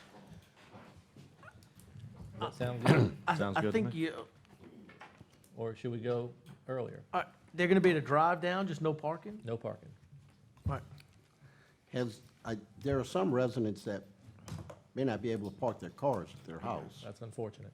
They're supposed to have a driveway when they build a house. I don't know what to tell you, Mr. Tom. I agree. You're right, I but, don't think we have the problem before with cars being parked on the street. yeah, I mean, I manage not to park mine on the street, and we always have guests, and we manage to keep them off the street. I just don't know if we're creating a hardship for some people. So I'll also state that we should send out a letter, a week beforehand to say, hey, look, these are going up. This is going to be the rule of the law for the day. But I mean, I didn't mean to sound, conceited when I said that, but I think it's my legitimate answer is, Right. Every year being there, though, I don't ever remember seeing any seeing a cars. car in the street. So, right. Okay. All right. So the date and the time. So we're setting no parking signs beginning on October 31st. And At that's on 3 Stoneley, 3 at p.m.? Stoneley and Dozier at 3 p.m. until November 1st at 3 a.m. All right. And it's going to be enforced. There will be a tow truck driving the area to make sure Oh, my. it's enforced. Okay. I think Eric's got a hitch. You can hook up to the Not that back. guy. Okay, so all in favor? Yay. Yay. Yay. Yay. 5 yeas, 0 nays.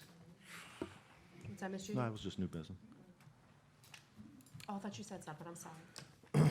Madam Clerk, new business number 3.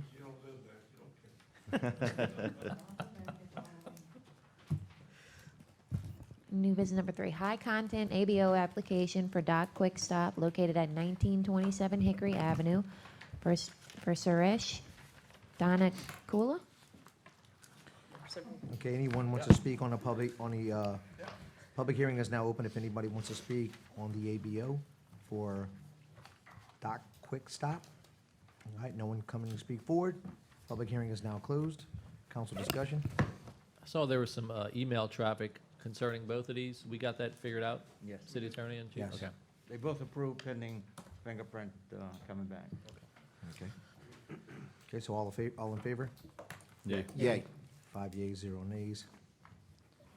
And new business number 4, high content ABO application for Doc Quick Stop located at 1927 Hickory Avenue, and this one's for Shirisha Yarlagada. The reason why there is two items is because there's 2 owners.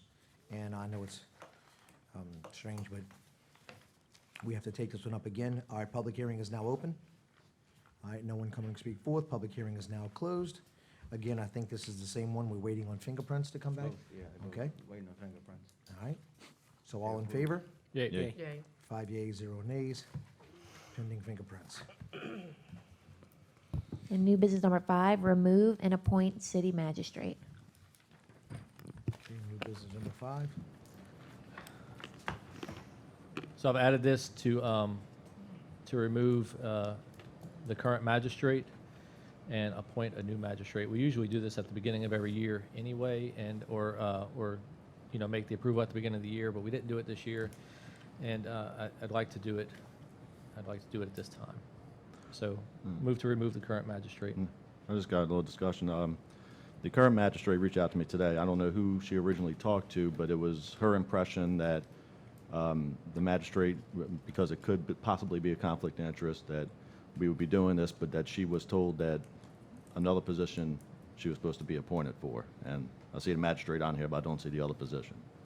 Like I said, I don't know who she had spoken to originally and who Right. who talked to her about that, but So she did speak to me about it, and I've talked to her since our original conversation. I told her that I wasn't even comfortable with her relationship filling either position. So that's why I've made the change to remove as magistrate, and we'll just appoint a new magistrate. The idea was that she would flip-flop as a prosecutor, and the prosecutor move up to magistrate. But I'm not comfortable. I think there's potential conflict on both positions, and until we get, I think we just need to remove that conflict. Otherwise, I do see potential for future litigation of someone coming to challenge their mayor's court citations or whatever they might be. So are you comfortable moving the conflict and getting a legal opinion from higher ups? And then reconsidering, or? Oh, absolutely. I mean, if we can get an opinion from the ethics board and the attorney discipline board, and they say, look, it's all good to go, it's above water. well, then why yeah, wouldn't we get a opinion before we actually move on this? We have court next Tuesday. we Yeah, have I understand that. we have potentially 5 court dates, and if it does turn out to be And you can have improper- somebody come in under a temporary type thing. I'm just curious why we don't have an opinion before we follow through with this. The only main because concern we I have have five- is because we have is 5 court dates between it's the now. only main concern I have is, like I said, somebody, I don't know who it was, but somebody told her, we talked to her about this, taking her off of one, put her on another, and Yeah. now the other's not even up for consideration, and I think it's not right to tell the person We did that discuss that, when- and I did discuss it afterwards with her to say, hey, look, I'm not comfortable doing that either. So, Okay. I'm open to hear anybody's opinion. Okay, do you want to open the public hearing? Well, my my comment, only- oh, go I have a comment. I'm still thinking about the removal without assigning to the alternative position that was considered. But I don't think this council needs to be worried about ethics opinion from the bar. I think attorneys need to get comfortable with their position with the bar. I think if we go out for an ethics opinion, we go to the ethics board. So that's our role as a council. I don't think we need to get involved with the bar. Just my thoughts. I'm a little mixed on that. I believe the mayor makes the appointment, we do the approving. So I do think we do need, before we would approve somebody, we would need to know that also. Well, you just throw me right under the bus,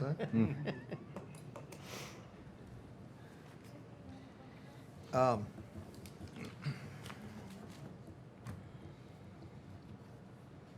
When we left off today, I mean, I don't, I mean, I have no one to appoint. I mean, if you guys have recommendations or anyone that you have interested, I don't, you know, I have no one, no candidates at the time, just because so much of this happened today, or the decisions happened today. I have a recommendation, but Do we open this to public? No, this doesn't open a public hearing. All right? Anybody, you wanna? That's another of my concern. It's, you know, you nominate somebody tonight, nobody had a chance to talk to anybody, you know, so. Can we not find an interim from First Parish? So please get to the first, like for this month. I'm sure we could. I don't know that we have a potential conflict issue for court, the next court, because nothing done as of the current assistant chief appointment will be at court at the next court date, I don't think. Would it? I would disagree. I think that the assistant chief's position depends upon the performance of the police department as a whole.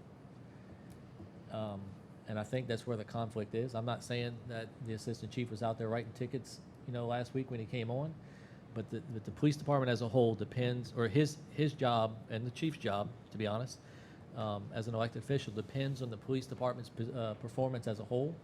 And I think there's a potential conflict with the current magistrate sitting and judging the performance of the police department. Even though the matters at the next court hearing occurred before the appointment of the new assistant We don't know.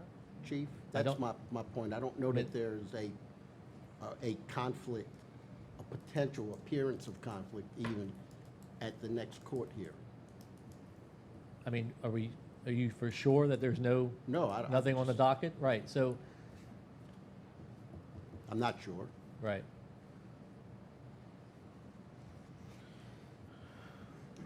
Guys, we're just trying to be as transparent as can be, and nothing's like this happened to, you know, before, so we're just trying to cover all aspects on the city's liability.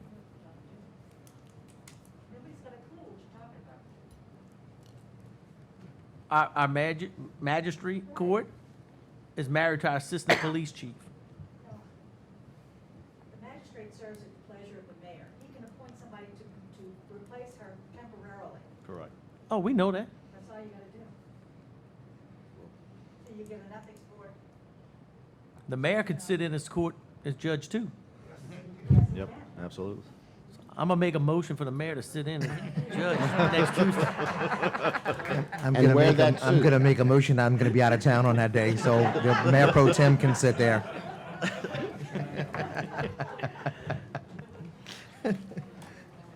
Guys, I believe everybody up here is just trying to make the right decision. No one has a problem with the way the magistrate has been running her courts. Right. She has been on a phenomenal job. Phenomenal. It's just my opinion that we should possibly get somebody temporarily and, like Ms. Judy said, go to the ethics board and get an opinion. Okay. That's my opinion, you know. Then we need the mayor to make. And the mayor, do you we need it. Because The appointment, even the temporary appointment, I believe, has to be approved by the council. So we Council. need the mayor to take a 10-minute recess if got it, make a phone call, I guess, and see if you got somebody that can Or just sit in for the next. serve one. temporarily or just sit Maybe in for the call next for a day. special Handle this meeting. right now. Can we take a recess? You gonna take a recess? Take a 5-minute recess. All right, take a 5-minute recess. We're going to, yes. But that's not, Can't discuss that. But Move for a 5-minute recess. 5-minute recess. Second? Recess at 8:44. 8:44. Okay, so we have a recommendation, of Warren A. Forstall Jr. He will be a temp appointment pending an opinion. That is my recommendation. Can I have a motion to approve? Motion. so he's going to sit in temporarily He will sit in temporarily. until we get an opinion? For clarification, we're not removing the current traffic court judge, correct? Nope. He will sit in temporarily. Until we get an opinion. Appointment pending an opinion. And my comment on that is I agree 100% with that action. This is something that came up rather recently, and I've sat here for the last, I guess, 24 hours or less. This is complex. I don't want to rule on this. We want to do the right thing. We want to do the fair thing. This gives us an opportunity to think about it, get some further guidance, and then make a better decision Absolutely. with the stopgap measure in place. I think this is a perfect plan. Okay, so I made my recommendation. I have a motion by Councilman Chatterley to approve. Second? A second by Councilman Buddy. All in favor? Yay. Yay. 5 yeas, 0 nays. Is he gonna do a commercial like that? You gonna say? You gonna take care of it all? And address the council. Okay. If anyone would like to address the council, please state your name and address at the podium. 3 minutes. 3 minutes. Hello, 3 minutes. Al Morella, 4260 East Loyola Drive, 5th District, Kenner, 4th District, unincorporated, Jefferson, 48 years. I want to revisit this millage that I talked about at the last meeting in here, the 13.5 for the fire department. I'd like to ask the chief, what is the current millage now that the people of Harahan are paying before, if this 13.5 could be approved by the voters? What is the current millage right now? May I answer? Yeah, sure. Fine. Okay, so this would put it at 18.5 if Correct. it's approved. Correct. Okay, now I'd like to direct this question to the finance director. What is the total millage for the city of Harahan? What is the total millage? It's 21.93. 21.93? Now, this is separate from the millage for the fire department? Or is this No. included? It's all This is all included. Okay, so as of now, it's 21.9. Yes, sir. So if this 13.5 is approved, then it would be, what, 20, what would it be? 20, 34? Please No, stop. you take 5 off. 34, 35? No. Yeah, it'd be 34. Okay. Well, I just want to say this, and the city of Kenner, I know y'all are a much smaller city than we are. We have a population of 66,000 plus. We are the 6th largest city in the state of Louisiana. Y'all got what, about 9,000, maybe a little over 9? Yes, sir. Okay. Our total millage for the city of Kenner is 17.17. So I just wanted to, say that, so it gives the people of Harahan something else. to look at. You have commercial property all up and Yeah, down I'm- Williams look, Boulevard, sales tax, Yeah. Veterans Highway, sales tax. Right. We don't have that. But sales tax, Councilman, and correct me if I'm wrong. Is that what he's sales trying- right, tax, and the casino? Funds the operation of the city, correct? Well, that's what our fire department is. Right, that funds the operation of the city. Correct. And the property taxes is what, for infrastructure? No. Everything. It's for It goes to whatever, general fund. whatever. Some of it's dedicated and some of it's not, property taxes. Okay, all right. So, but I just wanted to clarify that, just to say that ours is total 17.1. Yeah, Mr. Not that Kenner didn't try to double our property taxes 10 years ago, they did, but we soundly defeated it at the polls, and they haven't come up with anything, they haven't tried it since. Not saying they won't, but, they haven't tried it since. So that's all I have to say on that. Anybody got any comments, any questions? Yes. Yeah, I got a comment for you while you're standing there. Go ahead, man. Since you're there and you asked, I got a comment for you. What's that? I said, since you're there and you asked, I got a Yes, sir. comment Go for ahead. you. You got the floor. First of all, I just want to tell you, your information's out of date. There is no millage on a ballot anywhere in this city right now. There's no millage. No millage is, I didn't say it was on a ballot, Councilman. You all approved the referendum right. back in early But in the Mr. year, Rella, 13 Mr. Rella, you up? you- 13-5. Okay, it's my turn, Mr. Go Morello. ahead, Your all time is up. I think your time expired. It's my turn. All right? You're up there spilling hot takes, all right, about fire millages when there's nothing being considered about fire millages. Mr. Chatelain already told you. You know why ours is going to be a little bit higher? Because your tax base is completely different.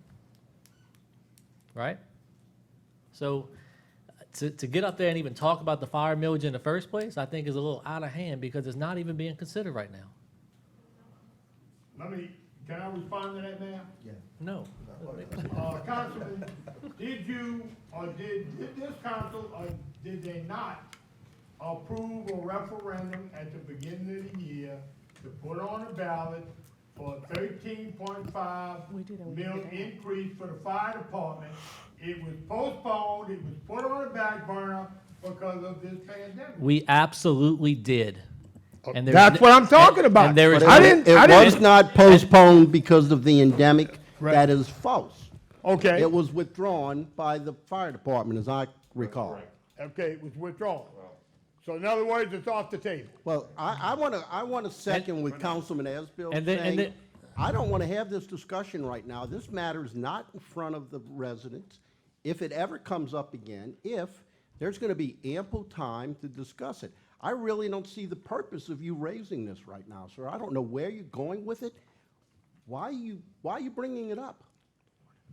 Well, first of all, let me say this to you, Councilman. When we take this podium and we address this council, we can talk about anything we want. You certainly can for 3 minutes. sir. That's right. So now I got to question why you even questioning what I'm talking about. When I have the right to talk about anything I want. This goes for you, and it goes for the councilman down there as well. All right, Tim. all right, Mr. Howell, come on. We got it. We got him. We No, got no. him. Thank you, sir. Anybody else? No, we Thank good. you. Thank you, Mr. Thank Howell. you.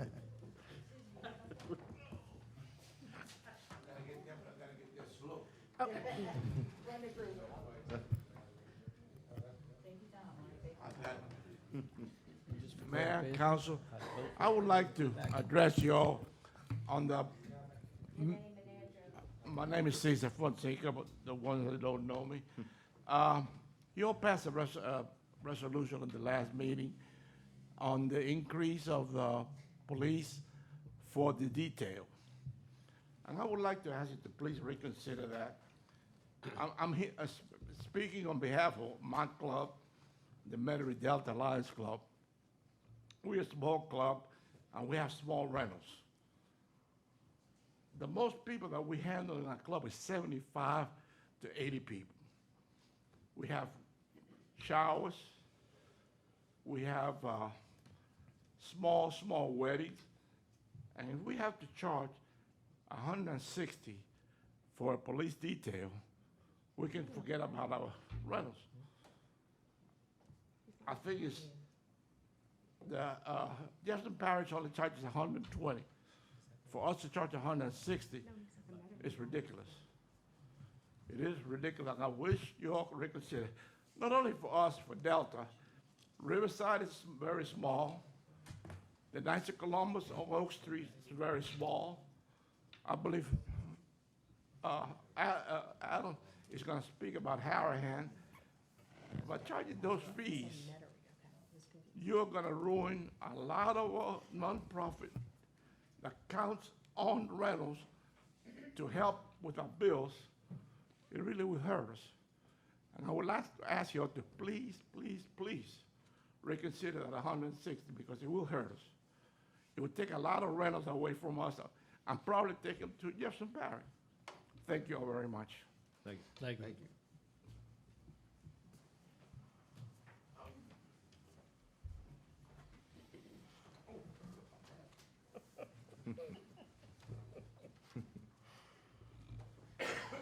Howdy, y'all. I'd like to talk about the fire millage. No, no. All right, all y'all know me. I'm Tab Henderson, commander at the VFW, Hall Veterans of Foreign Wars, 1133 Hickory. And I know y'all were talking about my garbage cans that we leave out there. But anyway, I just want to bring to light some good things that have been going on with the VFW and some upcoming events we're going to be having. October 31st, I know they're not having Halloween, but we will be having Halloween at the VFW. We actually have a craft fair going on from 9 to 3. All the vendors will be giving out candy. We'll have a costume contest for all the kids. It's going to be a fun day. Then we have an event later that evening for adults. And while I'm up here, I'm actually a member of the Lions Club too, the Harahan Lions Club. November 6th, they have a $5,000 drawing. The tickets are $50. So those who have money, please buy a couple tickets. Mr. Allen down here has some money. And then on November 16th, the Lions Club will also have a craft fair. So that's going, those are the three things we got coming up pretty quick. And I think November 21st, we'll have another Christmas craft fair at the VFW. So all of that, I can tell y'all that, you know, we sold some property. We needed some money to make some upgrades to the facility. Most people, when they think about the VFW, they think about old men sitting in the bar room smoking, telling their little war stories. I can tell you we don't have a bar. It's a non-smoking place. We've painted, updated the entire inside of the hall, so people who need weddings, showers, birthday parties, all that stuff. The hall is looking very good, and we have a new parking lot, new roof, so everything's looking good. Also, you know there was an also. Again, I'd like to kind of second what this gentleman back here said. I personally think the fees are excessive, especially for smaller events. It's not like the police or working at a bar room or in dangerous situations or working at the Superdome or somewhere like that. I personally spoke to several of the people at New Orleans and them, you know, for an event like us, having a little wedding or something, they charge $30 an hour. I don't mind them making money. I think they deserve money. I do think going from $100 for a 4-hour event is excessive to go up to $160. So, thank y'all. Thank you.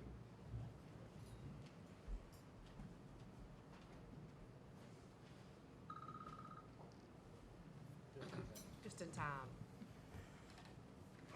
One more time.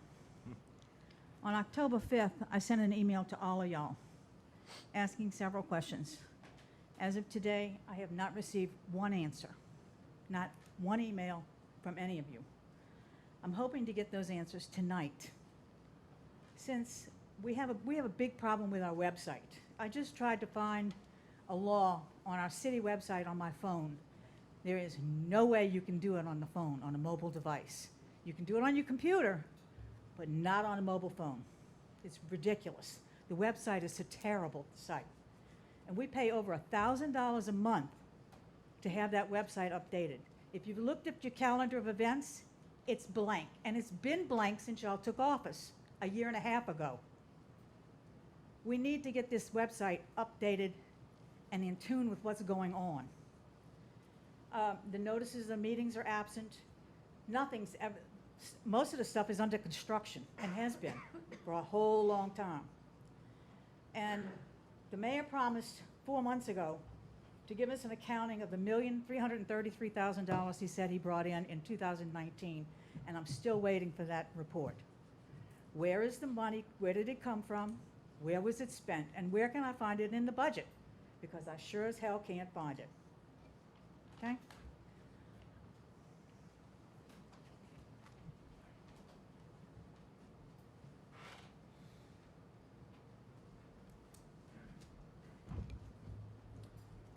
Yes, good evening. I'm Alan Ricotta from the Harahan Lions Club, past president and treasurer, and I'd like to reiterate what Tab and Cesar Fonseca had to say about the details that we really, if you look at, I mean, I understand, I can appreciate the fact that was brought up to help the police, and I agree, we need to try to pay them as much as we can, okay? But when you're looking at Jefferson Parish at 120, and we're going from 100 to 160, it's going to be too excessive that we're going to ask people to pay that. And like they've said, they're going to lose rentals. It's going to end up backfiring, okay? Because what's going to happen is the police aren't going to get as many details because we're going to lose rentals, okay? And then we losing money because we're not going to get as many rentals because people shop around on that, okay? Don't think they don't. I've been in this business quite a few years handling rentals, and they ask me a lot, and I've had a lot of them tell me what the police are making too, other places. And don't think they just call Harahan.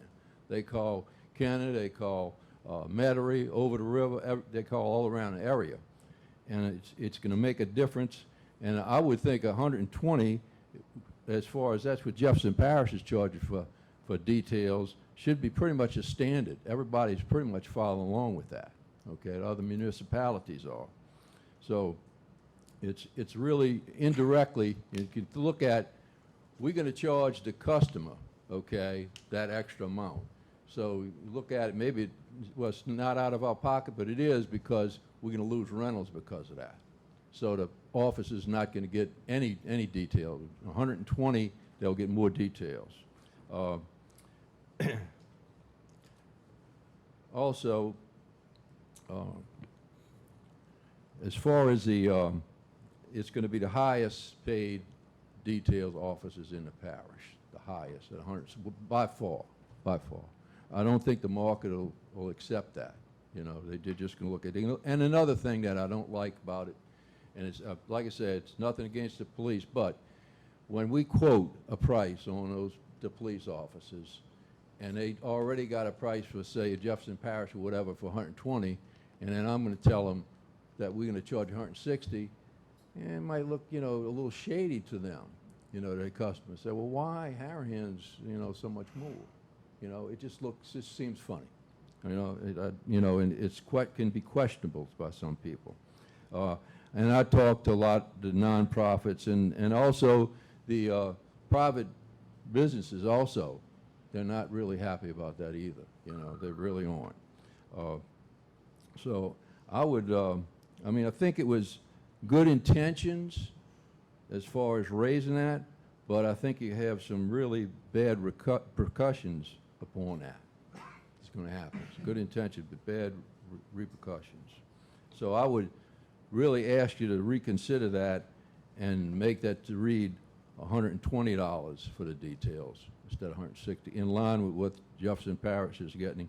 And also, they're not getting as many details as they were at one time, too. And it's a lot bigger. You got a lot more officers in there in Jefferson Parish that those details are divided out among.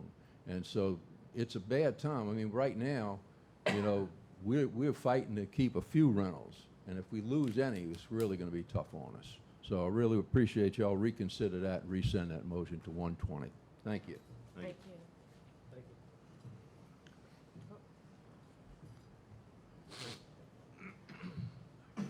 Mr. Mayor, members of the council, my name is Terry Power. I'm with Elmwood Logistics, 280 Hickory Avenue. I'm up in response to Ms. Johnson, her comments about the website. We just opened up a new website that we built at harahanla.gov. If you go to the old website, cityofharahan.com, it now forwards to the new website.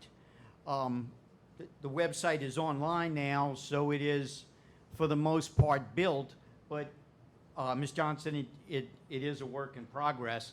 I will address the concerns that you have. The Municode page that is a link with the ordinances that you were looking up. You said that it does work, and I've checked it very much on a laptop or a computer, but I didn't check it online. I'll see what the problem is. It may be an issue with their site, Municode site, but I'll do what I can. Okay. I'll address you after the meeting, any concern you have or any concern that anyone has, Mr. Mayor, members of the council, or anybody, resident of Harahan that uses the site.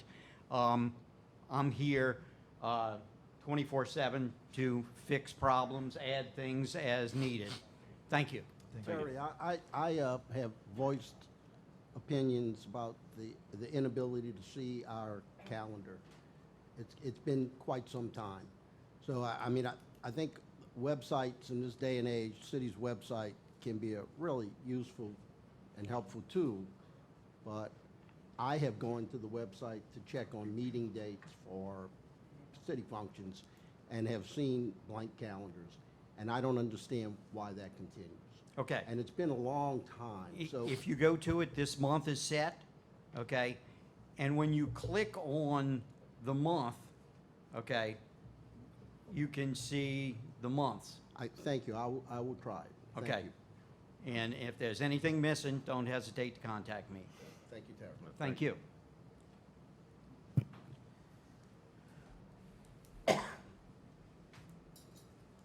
Well, the next speaker's on the way up. I'll reiterate what Mr. Tom and Ms. Judy said. There have been issues with the website. It is a work in progress, but it's taken too long. And Mr. Mayor, I'm going to ask that you make that process move faster if you can, please. Yes, sir. Thank you. Good evening, everyone. Maurizio, 239 West Avenue. Mr. Mayor, Councilman, Councilwoman, just wanted to get back in the swing of things. I've been absent for quite some time and not really paying attention to what's going on in the city. But just two things, nothing really big. Again, I'm not expecting a answer right now, but just want to get an update on, the drainage, McHugh, Sedgefield area. See where that's going on, because it's been quite some time since I've been to a council meeting. And also, I did send y'all an email. I'm not going to get into details here, but also just concerns that I have with the development of Colonial updates. Just got here late doing stuff at my own house. Sorry for the casual attire, but I just came over here as quickly as I can. But just to get a update of the progress of, and I just got some stuff in email about zoning board issue coming up for November 4th. So I just haven't had a time to review all that, but just want to get an update on those things: development of Colonial, commercial, retail, drainage, that type of those type of projects. Where we are on those projects. You can hang out for a second if you don't mind, because I was almost finished reading the email today, but I didn't have a chance to finish it all. But I know that we both have something in common, and that's the drainage problem on McHugh and Donald. We are working on funding for it right now. We have submitted tons of grant applications through the Watershed Initiative. As a matter of fact, we've submitted over $10 million in grant applications, and a lot of that money is dedicated to that neighborhood: Sedgefield, McHugh, O'Kay, Donellan. We all working as hard as we possibly can on it. The ultimate goal to pull drainage from that neighborhood would be a mini pump to the river. That's still not off the table. It's a lot of money, but we're still working on it. I mean, we're there.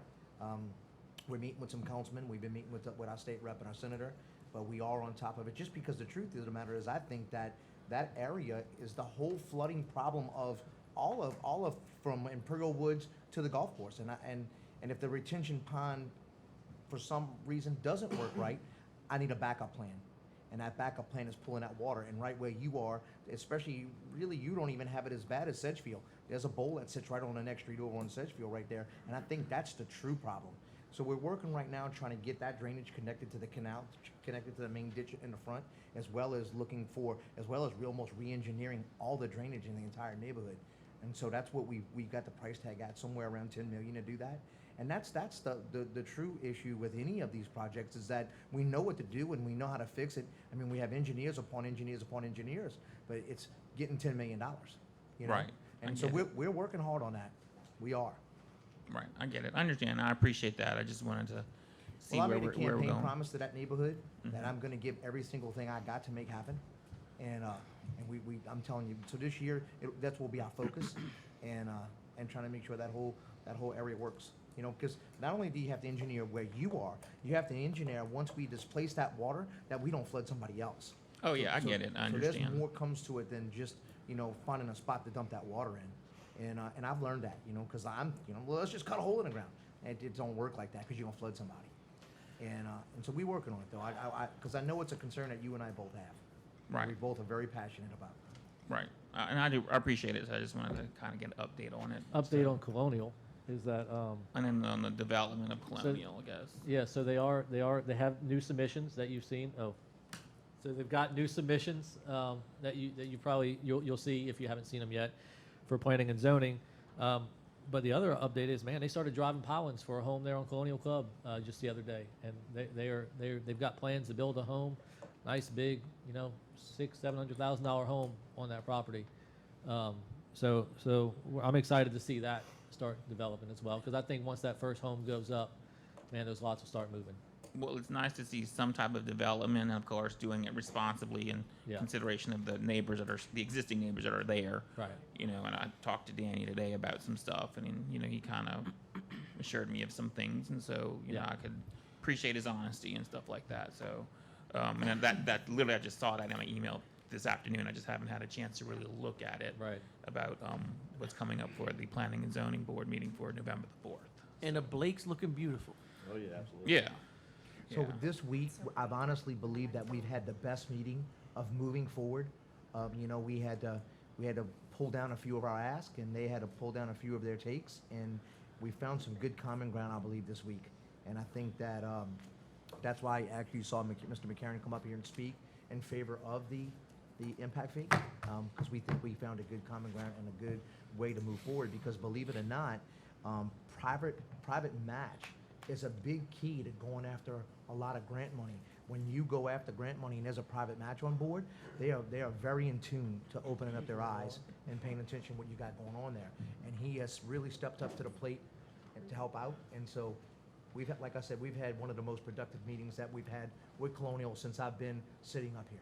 And so that impact fee is what on, like, if you're gonna build a new house, those fees For and everyone. things like that. It's not just for them, it's for everyone. And Right. just so you know, Mhm. I believe this year we had the most new builds and tear downs, which was 18. So, the most in history of Harahan in 1 year. In which I can accept that if, you know, if I plan on building a house, you know, if those are the fees to I mean, charge, recently if I it want went 5 bathrooms, and I want 5 bathrooms. That's right. So, all right, that's it. Appreciate I it. thank you very much. Mauricio, it's good to see you again. Yes, we are so glad that you and your husband are doing well. Thank you. Okay, anyone else? Motion to close, address the council. Okay. Have a motion to close, address the council. Second by Councilman Chatelain, all in favor? Yay. Address the council is now closed. Madam Clerk. Secretary's report for September, total revenue, $260,537, and reports. Councilman Asbell? Chief? Oh, Chief, I'm sorry. Yeah. Chief, I'm sorry. Looking for something. Sorry, I lost track of my thoughts here. Stats for September 2020. Number of calls for service was 742. We had 8 auto accidents, 103 citations issued for 148 different charges. Patrol requests were 13. Narcotics arrests were 8. The charges were 9. There were 7 felonies and 2 misdemeanor. Other arrests were 26 for 42 different charges, 7 felony, 22 misdemeanors, 7 city, and 6 traffic. Person and property crimes. No murders. We had 1 rape. It's under investigation, and we have a suspect in it. No robberies, no residential burglaries, no non-residential burglaries, no attempted burglary, no motor vehicle thefts, no attempted motor vehicle thefts.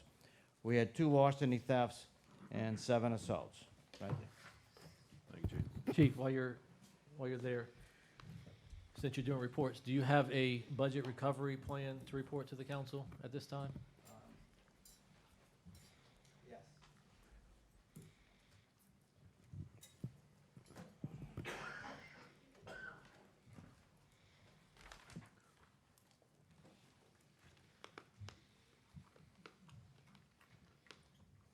Last Friday, we met with Mr. Scott early on and learned that not, at that time, not all the millage money. Chief, is your mic on? I'm sorry. Last Friday, we learned from Mr. Turley from the Finance Department that all of the millage money was not placed into the budget. We also learned that there was about 77,000 from last year. But more importantly, we found out late this afternoon, we're still trying to get some additional information, and as of this afternoon, we were inquiring about the police department going after some CARES Act for the police department, and understand that the city has already applied in regards to the police department's payroll for reimbursement. We're still waiting for some numbers on that. That seems to be significant from what I was told this afternoon. So as soon as I get the rest of that information, I will have a more detailed report, but it looks like if what I'm being told this afternoon in the email that I received, the majority of our payroll for 2020 is going to be reimbursed by the CARES Act. Right, but that's an expense that's already been paid, so it's not gonna be a, The reimbursement to the police department, it's our money, it's our payroll. Mr. Turner, is that correct? Is it gonna be a reimbursement to the police department? I mean, it's not gonna affect, right? So the city paid it out of the city's bank account. It's not like the police department has a separate bank account that they paid that funds out of, is that right? Right, so those funds were paid out of the city's general main operating account, just like the city pays all the bills for all the departments. You know, certainly, I would potentially suggest consultation with the attorney or legal counsel, you know, to come to an exact answer on the source of the funds, but we look at the funds from an accounting standpoint as unrestricted funds available to the general operations of the city. And our basis for that is a few things. One is, just to refresh the public's memory on the purpose of the CARES Act and how it came about. So the federal government sent the funds to the state, right? And the state of Louisiana came up with a process and methodology to allocate those dollars to each parish. So each parish received X dollars. I don't remember what Jefferson Parish's number was, but each parish received X dollars based on a computation based on COVID cases, population, and other metrics, okay? And so then the amount per parish is allocated to each agency within the parish based on amounts submitted and expenses submitted to the state.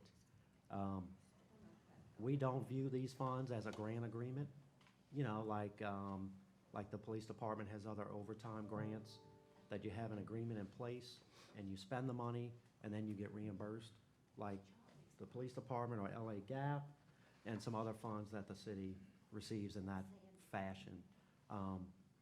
You know, the city incurred the cost in March and April before the federal government even passed the COVID Act. You know, that's just a few thoughts, you know, that we had just in regards to the use of those funds. Certainly, we would welcome the council's opinion or the attorney, legal counsel's opinion or any thoughts, but that's our thoughts on it. I've had two people recently mention to me about the CARES Act, how law enforcement and fire departments are being reimbursed for payroll through the CARES Act. And the reason we asked the city if they applied, because I was getting ready to apply. And then we found out late this afternoon that the city had applied, and I wasn't aware of it. So I am going to pursue this, because I think the funds come back to the police department. But if I'm understanding this right, those other departments, police departments, fire departments, whatever they may be, they are individual government entities with their own budgets. Do you know anything about that, or? All I know is that generally speaking, many cities, municipalities across the state made similar submissions. It's also my understanding many sheriff's offices across the state made similar submissions. Well, sheriff's office is different than a police department. And like I said, I understand numerous police departments within the state have applied under the CARES Act, and they have been their police departments have been reimbursed. So I guess we'll have to get a legal opinion on this.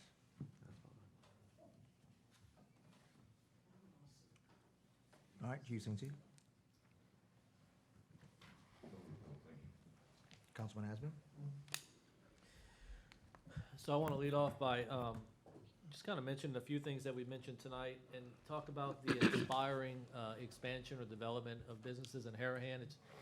And we've got quite a bit, and most of it's centered around our restaurants, which is awesome because, you know, we all like to eat down here in Southeast Louisiana. So just want to mention some of those things. And this is coming out of COVID where things are not great. So Smoked, they've expanded to a new location in Harahan. They needed a bigger spot because they were doing so well. Taking over their new spot, or their old spot, is Liberty Cheesesteaks. They have a location down in Uptown, and they're moving to Harahan.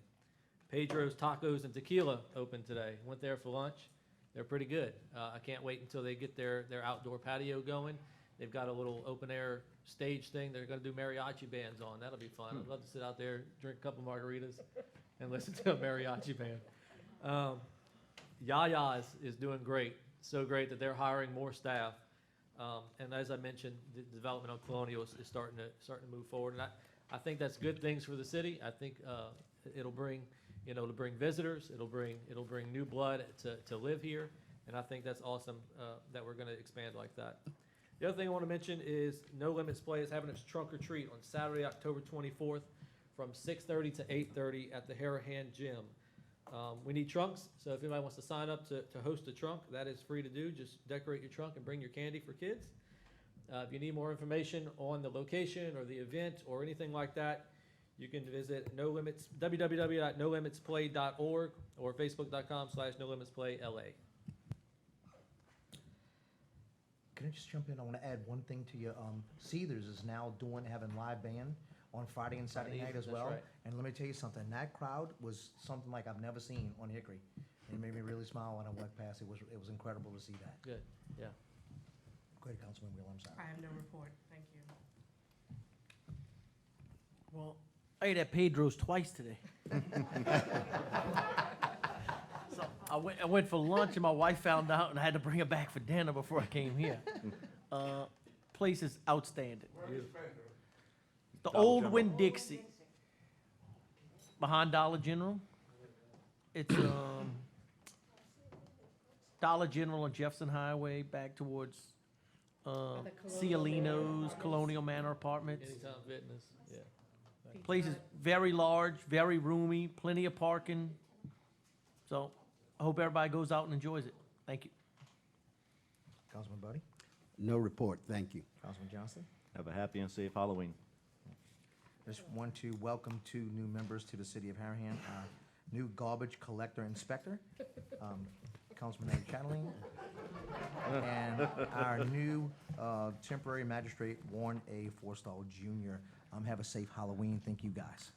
Move to go into executive Wait, we session. gotta pay the bills. Oh, pay the bills. Okay. Bills paid in September, total expenditures. Let's see, 206, let's see, I had the wrong thing here. $644,988.09.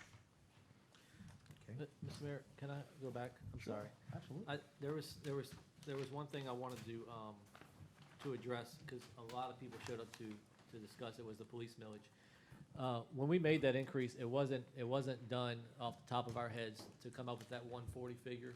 We talked to several police officers. 160. The 160, I'm sorry. We talked to several police officers, and that's the rate that they think is necessary for them to get dressed and come out and work the detail. So we want you to have police, but in order to do that, we have to pay them the rate they're looking for. Not only that, I think if you're coming to Harahan, you're getting a better product, you're getting a safer city to come to. Okay, all right. Calm down. Fundamental disconnect from what you're talking about. I mean, you really do. You think people are gonna come to Harahan because of the name Harahan. That's not the way it works, man. We have to provide a good product. Right, okay, but if you let me finish, Yeah, you've been talking.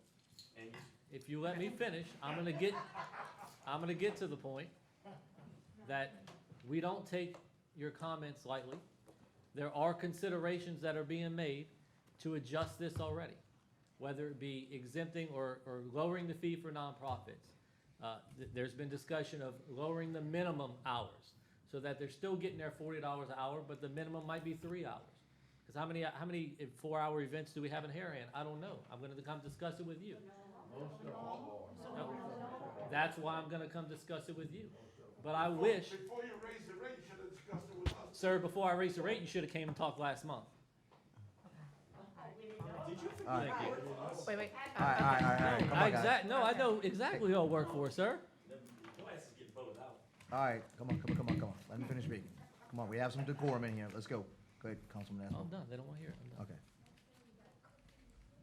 All right, do y'all want to move to executive session? Yes, Yes. please.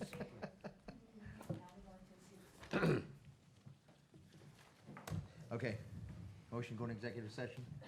Motion. Motion by Councilman Wheeler, second by Councilman Chatelain. We're going to go to executive session. 9:40. Okay, the meeting is called back to order at 9:40. No action was taken in in executive session. Can I have a motion to adjourn? Motion by Councilman Aswell, second Second. by. Second. Second by Councilman Johnson. All in favor? Yay. Yay. We are adjourned.